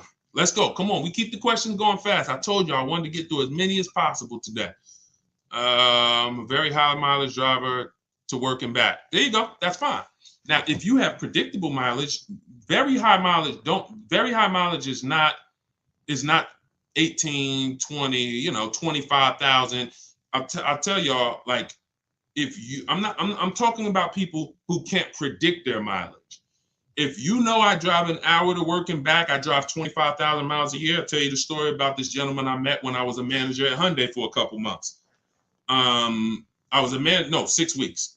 That's all it took. And I said, no, it's not for me. Guy ended up going to jail, the owner of the dealership. And I said, no, thanks. Super highway dealership. But I had a chance to experience something that somebody like this, he was in sales and he was returning his lease on his Hyundai. Thank you. Shout out to everybody sending gifts. Shout out to everybody who got a book. I appreciate y'all supporting this broadcast. And shout out to the sharers, people who tag somebody, who've hit that share button.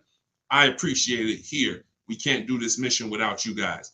So this guy comes in, he's got almost 75,000 miles on his Hyundai.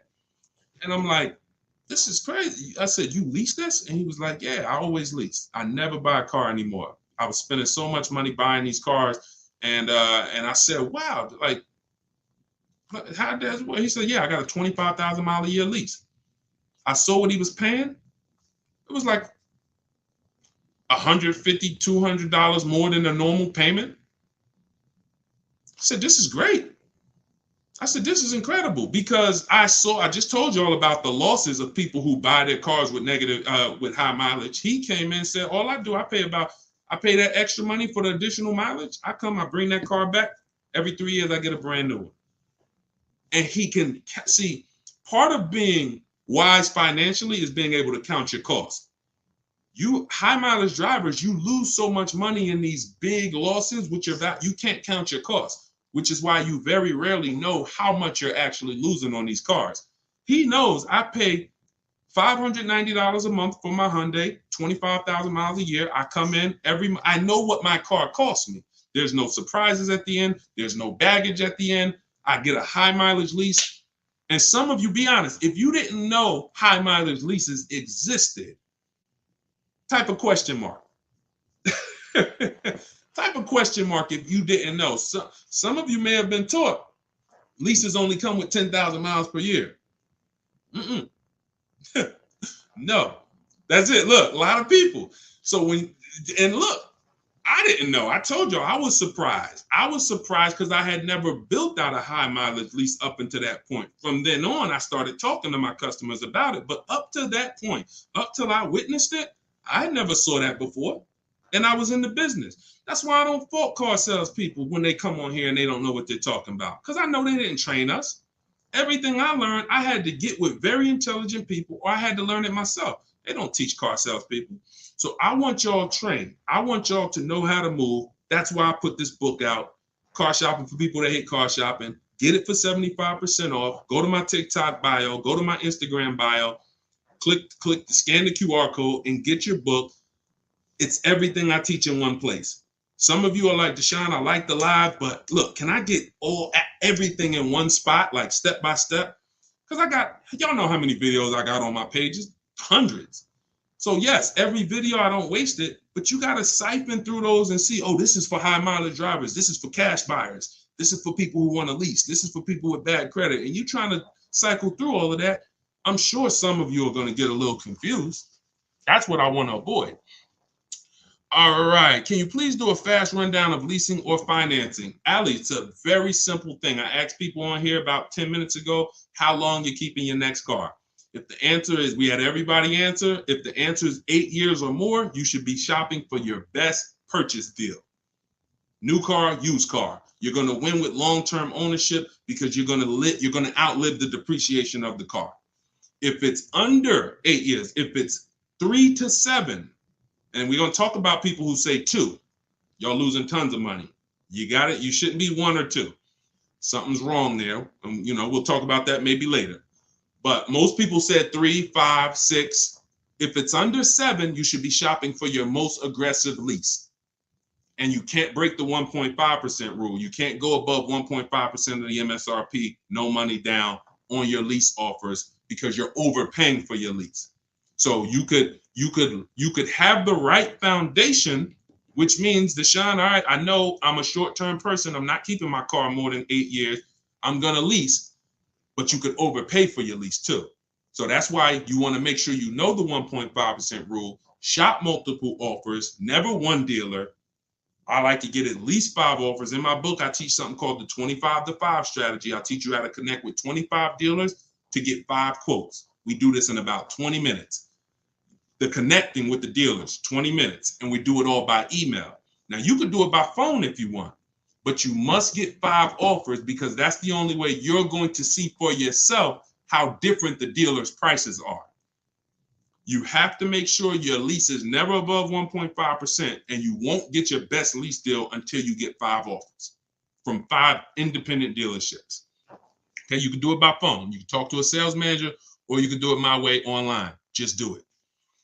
All right. Is it best to listen? And you could fill it in. Somebody's asking, is it best to lease new electric or used? Leases are 99% used, new cars. Very rarely. Sometimes you see sometimes Lexus try to do a used car lease. BMW try to do a used car lease. The reason why I don't like it is because, one, it's hard to shop those because every deal it has to be the right car. That's what I don't like about shopping these used car leases. It's very one-off thing. We'd have a car and we'd be like, hey, this one qualifies for a lease program, but you can't shop the offer to even know, is it a good deal or not? 99.9% of leases, brand new cars, or a demo, which means somebody used it in a dealership, drove it a couple thousand miles, but it can still be leased. All right. Do the steps in the book still apply if you have to lease a vehicle out of state? I'm not going to say most. Because we're connecting with 25 dealers, Kicks, we're usually getting deals out of state. I mean, we're certainly talking to dealers out of state and getting offers from them. And sometimes it's going to surprise you. Sometimes your closest dealer is the most expensive or is in that list of being the most expensive, or they want to make it hard. Sometimes a dealer 45 minutes away will be the one to blow everybody's deal away that's close to you. So certainly. High mileage commuters, lease or buy. We already had that conversation.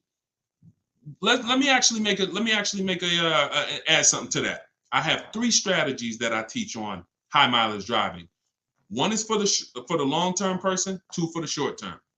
Now, from being on here the last couple minutes, and some of you, you've been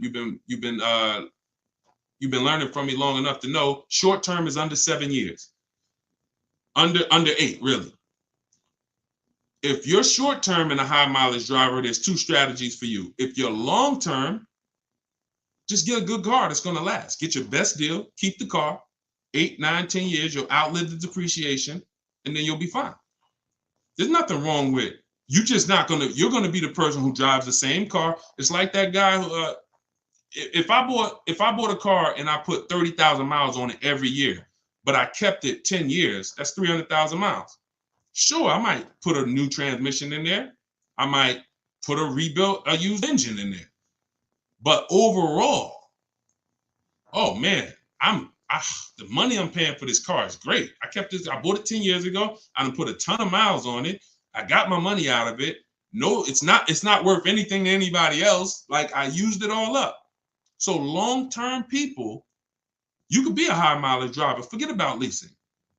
Short-term people, under 8 years, you're the one who you want to have leasing as part of your strategy. You either want to do a high mileage lease to avoid this negative equity and these high prices y'all are paying, or you want to do a strategy I call 2 cars, 1 payment, where you buy your first car, or if you have a car already, you keep that, you pay it off, and then you go lease your nice car. Because some of you are like, Deshone, I'm a short-term person. I want to switch things up. I don't want to just be putting, 200, 300,000 miles on a car. So now what you're doing is you're keeping your mileage car. It's paid off. And you're leasing your nice car. So you got your nice car and then you split it. So if I was doing 30,000 miles a year, but I wanted to have a nice car, I'm a short-term person, I'm going to have my mileage car, and then I'm going to lease another car for like 12,000, maybe 15,000 a year. And then I'll split the mileage between the nice car and the mileage car. And I still have 1 car payment. So it's super manageable. Super manageable.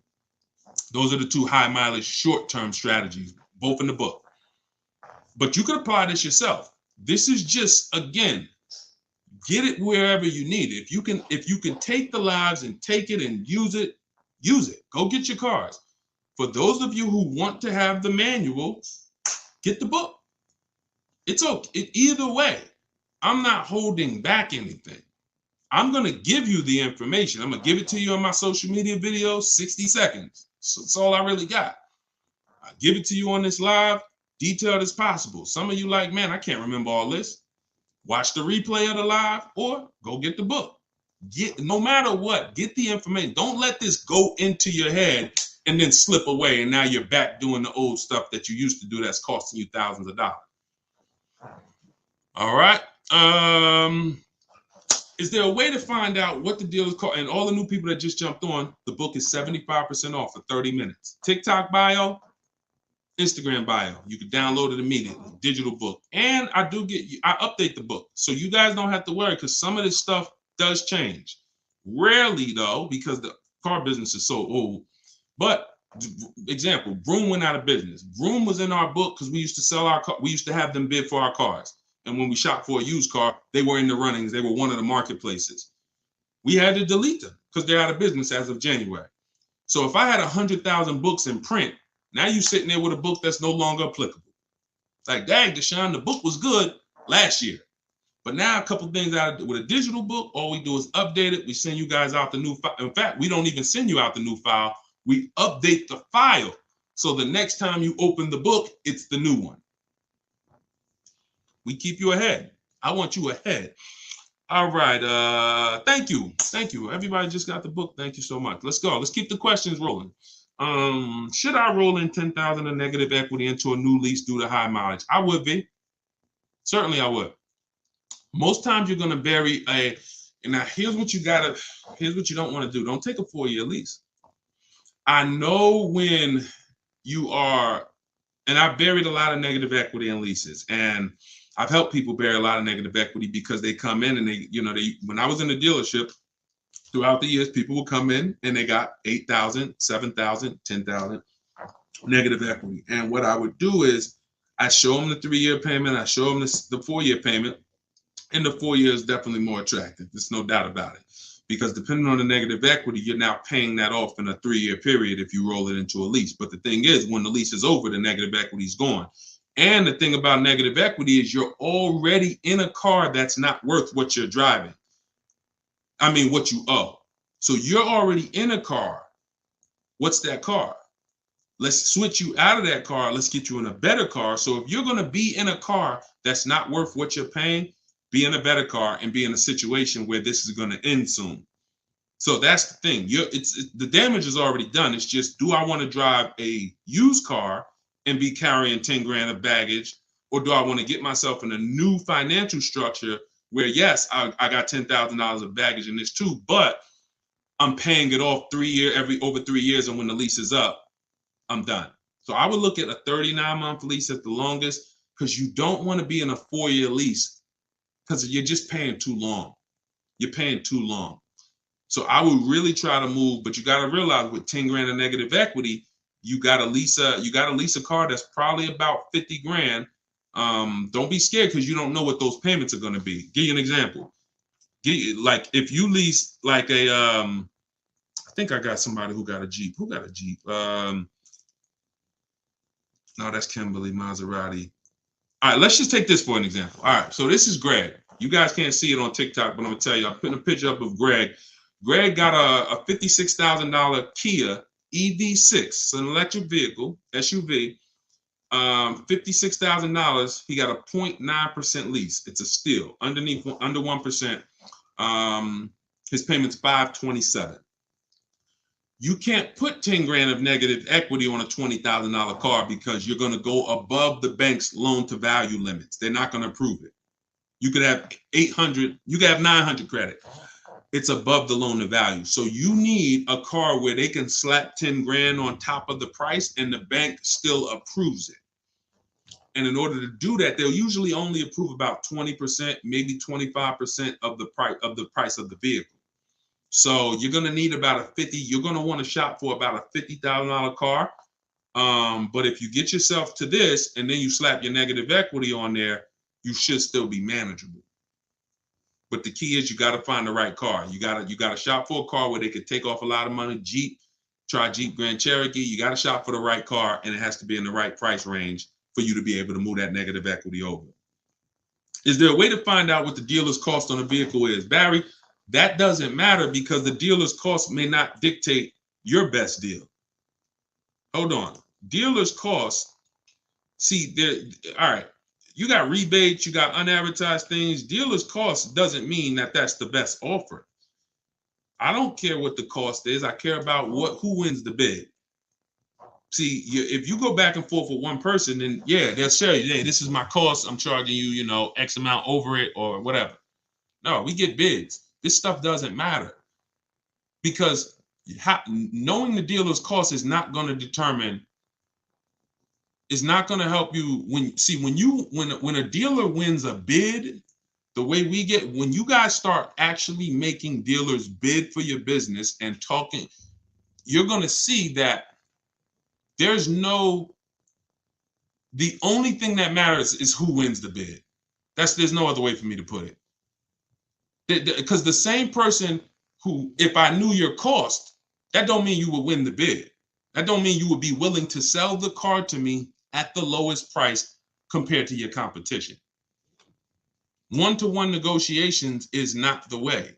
That's all stuff we used to have to try to worry about when we were doing one-on-one negotiations. What's the cost? What's the invoice price? Give me the money factor, give me the rate, give me the residual. Let me work it out on my finance calculator. We're converting the money factor to an interest rate, multiplying it by 2,400. All right, all of this stuff, I'm still sitting over here armed. I got rebates you don't know about. I got stuff over here you don't know about. So you could do your little math. It's not going to help you guarantee your best deal. What guarantees your best deal is you let me get a bid for your business, and then you have 4 of my competitors bid for your business. And that's easy. That's easy. Y'all are going to save so much more money because I would put myself against anyone in the world. If I had to go car shop and they said, all right, we're going to pick 5 people to car shop and, in the world, these are the best car shoppers in the world. Anybody I trained would be just like me, carbon copies, because you're going to do it the same way I do it. Anybody who's trying to do this one-on-one negotiation, I'll get that price from home. So whatever price you would have gotten, thanks, Peyton, whatever price you would have gotten by being in that dealership for 2 hours, 5 hours, coming back 3 days in a row. All right, come on, give me another. I'm going to get that price sitting right here. I'm going to get that price right here, but I'm going to get 4 other prices while I'm right here. Bidding. You'll never feel in control until you start using this stuff. Your next car deal, use this stuff. You'll be like, man, I never had more control over my deal. I'm looking to lease a Tesla, but I'm scared because they're hard to shop. Tesla doesn't adjust pricing, so there's no bidding on the price. What you need to do is make sure whatever they're selling the car for, the lease is under 1.5%. You don't bid for the price because the price is set. The reason we bid for every other car is the price is not set. It's not like every car. If I went to if there's 900 Honda dealers, 900 Honda dealers will sell a Honda Accord at a different price. Tesla's not like that. Every Tesla gallery, when you order it, it's the same price. I don't care if they say Costco price, doesn't matter. Some dealers are not going to give you the Costco price. Some people say, oh, when Amazon starts up, doesn't matter. Doesn't mean Amazon. No company can be the lowest price all the time, or they're going out of business. If every single time, if you and I both sell the same exact product, our costs are exactly the same, I can't be the lowest price every time. I'm going to be out of business. So yes, I'm going to be outselling you, but I'm going to be out of business because I ain't making no money. So sometimes I'm going to win. Sometimes you're going to win. Sometimes this over here, this competitor is going to win, because we all are at different times looking to make a deal.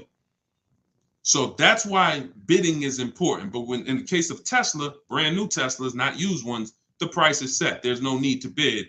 But there is a need to make sure their lease program isn't bad, which means if my lease is over 1.5%, no money down, 12,000 miles per year, just giving you my first month's payment, that's how I want to see the offer. I might put money down later, but I need to see the offer. If that's more than 1.5%, it's a bad lease program. Next, I'll lease another. It won't be a Tesla, not this year. Maybe 3 years. Maybe in 3 years we'll come. Y'all adjust your stuff. But I'm not paying an overpriced lease. One of the biggest benefits of leasing is the value, what you get to drive for the money you're paying. And the lower that percentage is, the more value there is.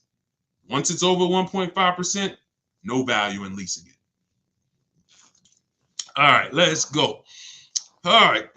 This is great. Do you have a link in your book here? I don't see it. Yes, it's on deshonsbook.com, or you can scan the QR code, or if you're on Instagram, go to my Instagram bio. You won't leave the broadcast. So if you click the picture of me, double click it, you'll see a website link. Same thing with TikTok, because the book is 75% off for 30 minutes. So once that timer runs, it goes back up to $97 once the timer runs out. All right. So get your book for 75% off. And enjoy it. How do I purchase your book? Just click the picture of me on TikTok. Go right to my TikTok bio. You'll see a website link.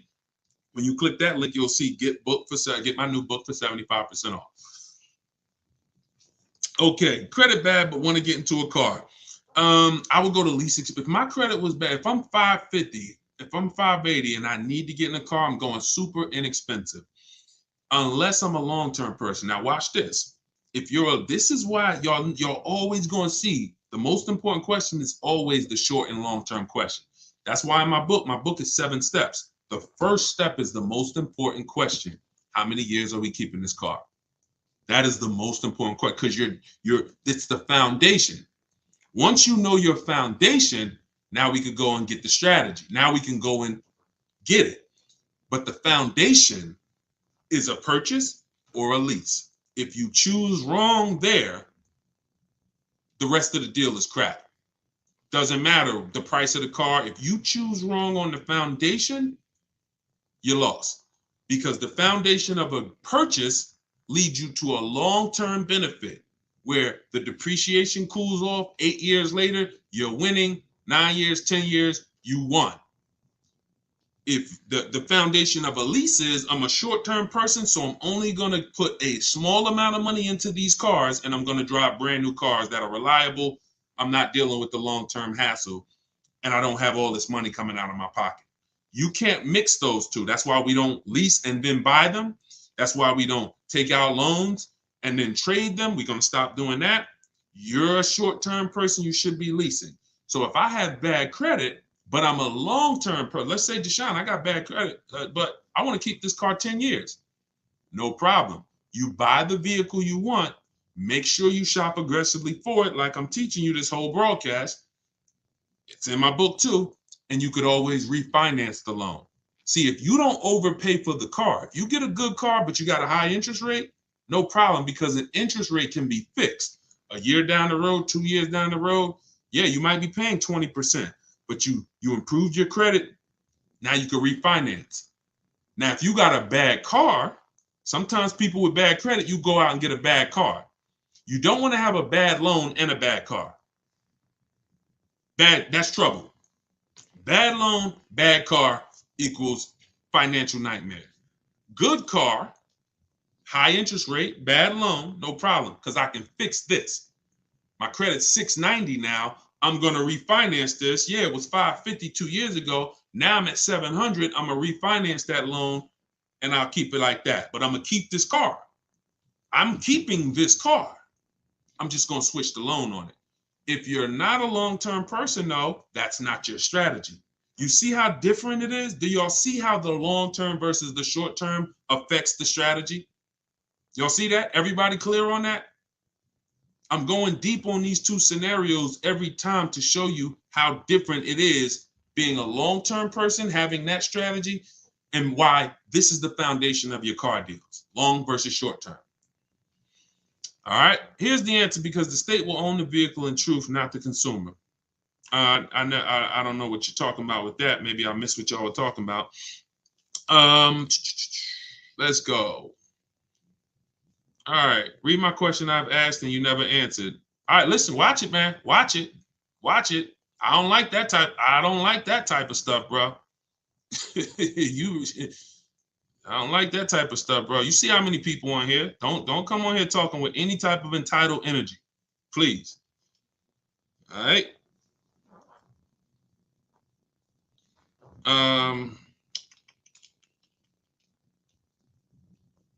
Matter of fact, get him out of here. Get him out of here, man. See, I'm a nice guy.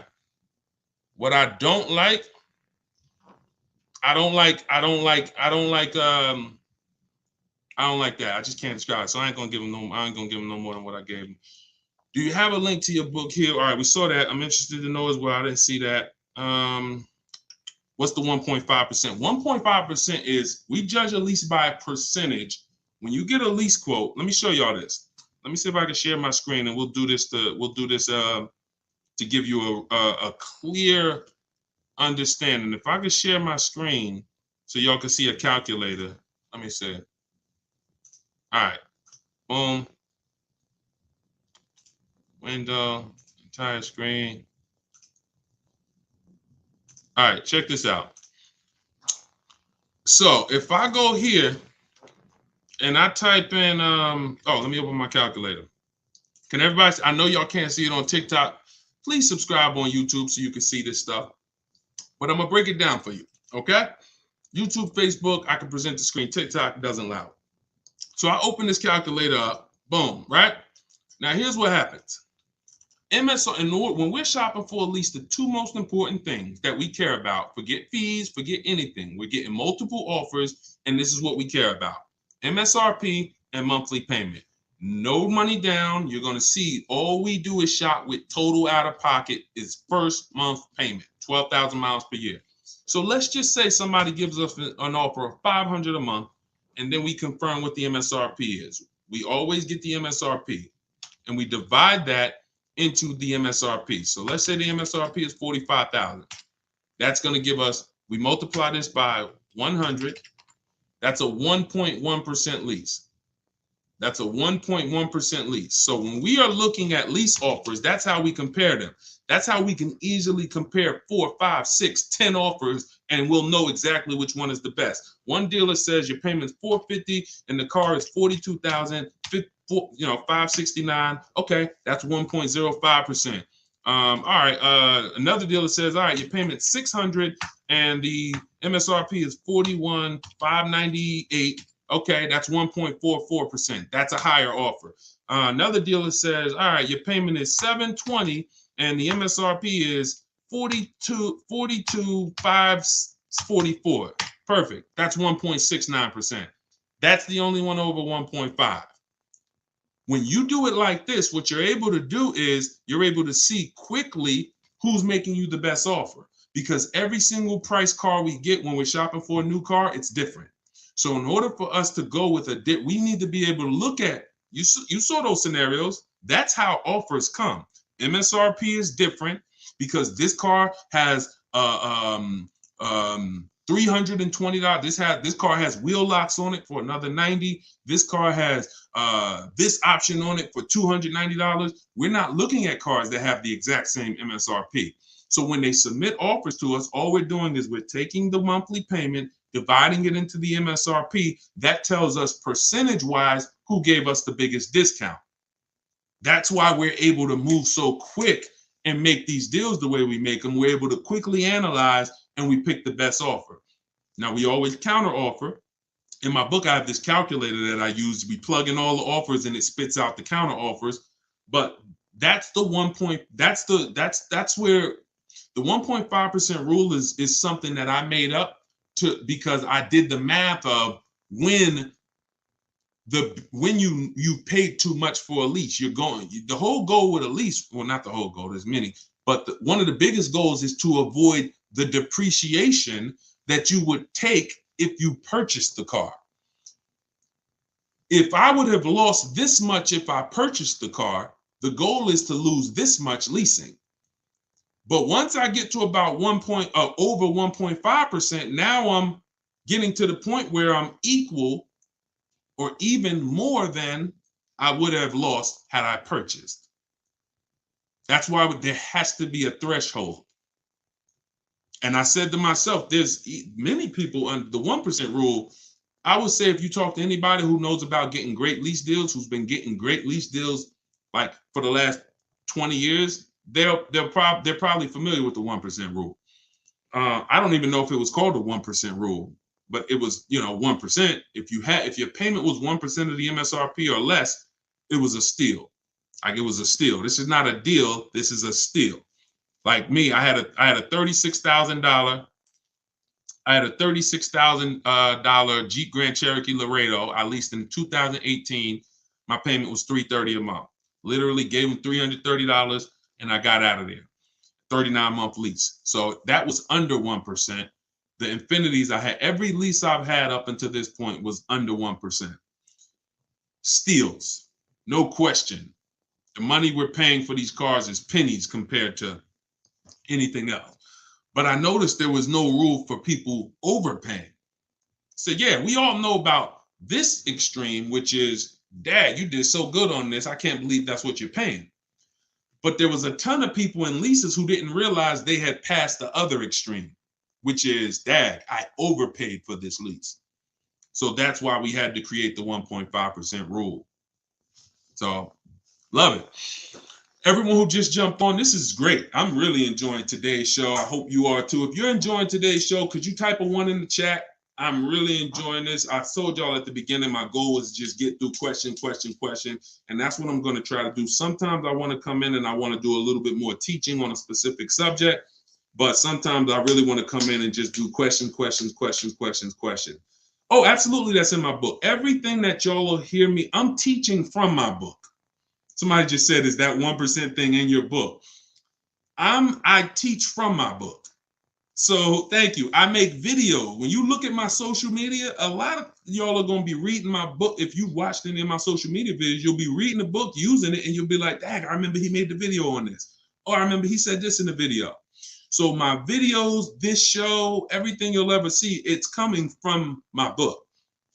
But like I said, if you want it in one spot, 75% off, for our official release, you can get it for 75% off. Download it now, and you will get free updates. I don't know how long we'll be able to do free updates. I'm guessing as long as we can connect and stay connected and the industry changes, we'll probably continue to do. One day we will build software, and we're already working on building software and apps and platforms that will do a lot of this stuff for you. But until that day when we have totally automated everything, then yes, we're going to keep updating the book if there's any new things or new tools or new calculators that we end up inventing. So get your book, enjoy it, use it. Thank you so much. Anybody who didn't receive the book, it's usually an email issue. I can tell you this, we deliver lots of these books. So if you don't get it in 10 minutes, like I said, on that purchase, after you purchase it, you'll see the support email. Or it's too many DMs. So that's why when you purchase, I say, if you don't receive your book, email this support and my team will get you the book, because it's usually one letter's changed. The N came in there. You typed an M by accident instead of an N.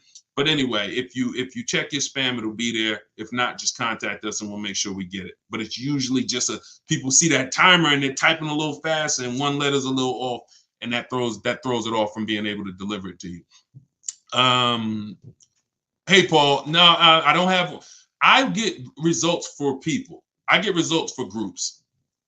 He said, "Can I work with you one-on-one?" I appreciate it. I get results for groups. If I didn't think I can, I've been getting results for groups since 2021. When I came into this industry, I said to myself, God, if you will allow me to set things up where I can get results for lots of people at once, that will help this mission. It's too many people that need help to do this one-on-one thing. So I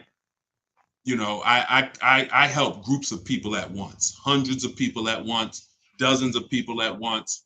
And, and that's what I do. I do it through my book. We also have a video library called Cars from Home University, and I coach people in Cars from Home University. So my goal is just put the information out, give people every single option of how they want it, and then let you choose. Some people say, oh, I want to go through all the free videos, and I'll find it, piece it together. God bless you, do that. Some people say, I want it all in one spot. Deshone, I'm going to go to your bio. I'm going to get my book 75% off. Download it, use it. God bless you, get it. Some people want to work with us in Cars from Home in the video library. God bless you, do it. Doesn't matter. We just want to make sure you have the information. Some people like, Deshone, I come on the live shows. You said something on the show. I used that and I won. God bless you, do it. So welcome. I appreciate all the new people. Before I jump off, I just want to say, get your book. If you want everything I teach in one spot, click my TikTok bio, click my Instagram bio, click that website, and get that link for 75% off, or scan Deshone, or scan the QR code, go to Deshone'sBook.com. All right. Samson, see, all right, man, see, this is the stuff I don't know how to, hey, why aren't you answering the questions on YouTube? I'm answering all the questions I can. Like, what are we talking about? What are we talking about? You see me, we on 4 platforms at once. You get what I'm saying? That's the type of stuff that, see, it's not much that get under my skin, man, but I don't like, because you should be saying to yourself, man, I know this dude on 4 platforms, man. He got like 400 people between all these platforms. He trying to answer all these questions. Don't ask me crazy questions like why you not answering the questions on YouTube. Because that's the only stuff, man, y'all see. I got real thick skin, but I have a very low tolerance for entitlement. I don't owe you nothing, bro. I'm trying to. You can't benefit from everything you've heard so far. You ain't paid me nothing. You don't. You know what I'm saying? Like, I gotta be better. I gotta be better. Is it better to put down more on a lease or just what the payment would be? I understand how you get to your figure on the payment. I do appreciate the info on that. So here's the thing: if you can get to the payment, if you can get, when you shop your lease offers, if you can get to your deal under 1.5%, or whatever it is, with no money out of pocket, take that deal. Now, sometimes, let's say you're shopping for a heavy car, $50,000 car, $75,000, $100,000 car. Now you get that under 1.5% offer, but then you look and say, man, this is a great deal. See, pay attention, no down payment. You got to be able to, you're going to be able to look at the deal and say, man, great deal. Forget the payment. You're going to say, man, this 1.2%, great deal. Payment might be $900 because it's a Maserati. All right, you know what? I want to lower that to like $800. I'm gonna put down 5,000. I'm gonna put down 4,000. So you're not buying your deal. A lot of people, you've been taught, they got you buying your deals, and you leave thinking, man, I got to my payment, but you only got to your payment because you put $4,000 down. You got to know what the deal is. You got to know this is a great deal before I even put my money down. So once you do that shopping, Scott, you're now just trying to manage your payment. But if you could, I have many people, most people that I would say most people, they're shopping their leases. That best offer with just first month's payment, they take that, or they might put a little bit, throw 1,000 in. But you got to know the two risks of down payments on leases. If the car is totaled, you don't get the down payment back. If the car is stolen and not found, you don't get the down payment back. So here's what you got to ask yourself before you ever put money down on a lease. What's the likelihood this car will be stolen? How many cars have I had stolen? This is how you assess your risk. Now, if you say to yourself, man, I never even had a car stolen before. Good, check that box. It's not that risky for you to put money down. Second question, what's the likelihood this car could be totaled? Now, if you're looking at a big Mercedes S-Class or a big Jeep Grand Cherokee SUV, not likely. Check, I could put money down. I've lowered my risk. Not really a high chance it's going to be stolen. Not really a high chance this is going to be totaled. Money down, I'll do it. You might be looking at that second question and you're like, man, what's the likelihood this car could be totaled? And you're looking at a Hyundai Elantra, a little small compact car. It's probably not that hard. I get into an accident with that, car's totaled. So I don't want to higher risk of putting money down on that. So that's how you assess it's nothing wrong with putting money down on a lease after you've assessed your risk. You've asked yourself those two questions. That's also in my book. So I know people ask, because that was a great question, is what you just laid out in your book. Everything I talk about is in my book. So is Accurate MDX 2022 reliable? That's a question for Google. Don't ask people there. Look, you do what you want because everyone on here is an adult. I would recommend you don't ask people their opinions on cars because people's opinions are subjective. You want to go to where the data is because 100,000 of those cars are on the road, most likely 10,000, 50,000. And what you want to do is we Google those things. We Google 2022, what you just asked me, Acura MDX 2022 reliability. And you just skim that first page of articles. You look at those articles, don't go to anything on a dealer's page. Go to those independent articles. They'll tell you electrical issues. They'll tell you engine problems. They'll tell you owners complaining. You'll see all of that on the first page. Then you type in Acura MDX 2022. You always have to put the year in because we know sometimes there's a good year and then they make and sometimes there's a bad year that has problems. They make all the adjustments and the next year is a good one. So you always want to put the specific year in, but you type in Acura 2022 MDX longevity. That's going to tell you about what are people who have the vehicle and who have studied the vehicle for the long term saying about it. You check those two things, that's how you find out. Don't ask your neighbor, hey, what you think about that Maserati? Man, I love it. It's my favorite car. You get yours, that joint in the shop in 90 days. You know what I'm saying? So go where the data is. All right. Well, we've been on here for an hour and 44. I would do some more. I'm gonna come back later. So if y'all do see a notification that I'm live later, please jump on. Just when you see them, if you're on our email list, which means you got our cheat sheet, you can go to Deshone'sCheatSheets.com. If you're on our email list, you'll get the notifications. We're gonna start next week sending out notifications of when we're live. But this is the kind of stuff I like. I like to do straight up Q&A, fast. Thank you, Dwayne. Appreciate you, bro. I just joined. You may have answered this question. Oh, yeah, because we'll go into, I think we've been on here for an hour and 45 minutes already or something like that. And we'll just keep going longer. But I will be back for another session. Just jump on, bring your questions. For those of you who got the book, I appreciate it. And use it, dig in immediately. Make sure you email me your success story. 75% off my new book. It's called Car Shopping for People That Hate Car Shopping. 7 steps to saving time, money, and avoiding dealerships. We should not be in dealerships more than 30 minutes. I know that sounds crazy to some of y'all.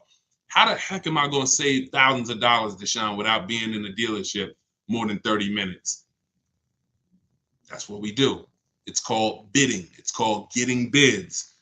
We don't fight one person for deals anymore. So that's what the entire book is about. That's what all my videos about. That's what this whole show was about today. So you can get your copy for 75% off for the next 30 minutes. Go to my TikTok bio or my Instagram bio, click that website, and then click the button that says 75% off my new book.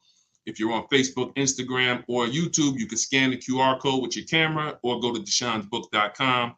And let's save this money, y'all. I want y'all writing me about the money you save. Yes, I want to hear about your new cars when you get them. DM me, send me the picture. But before you send me the picture of the car, send me the picture of the price you paid. All right? That's what I want y'all to have. All right? I'll see y'all on the next broadcast. All right? This was a good one, though. Thank y'all.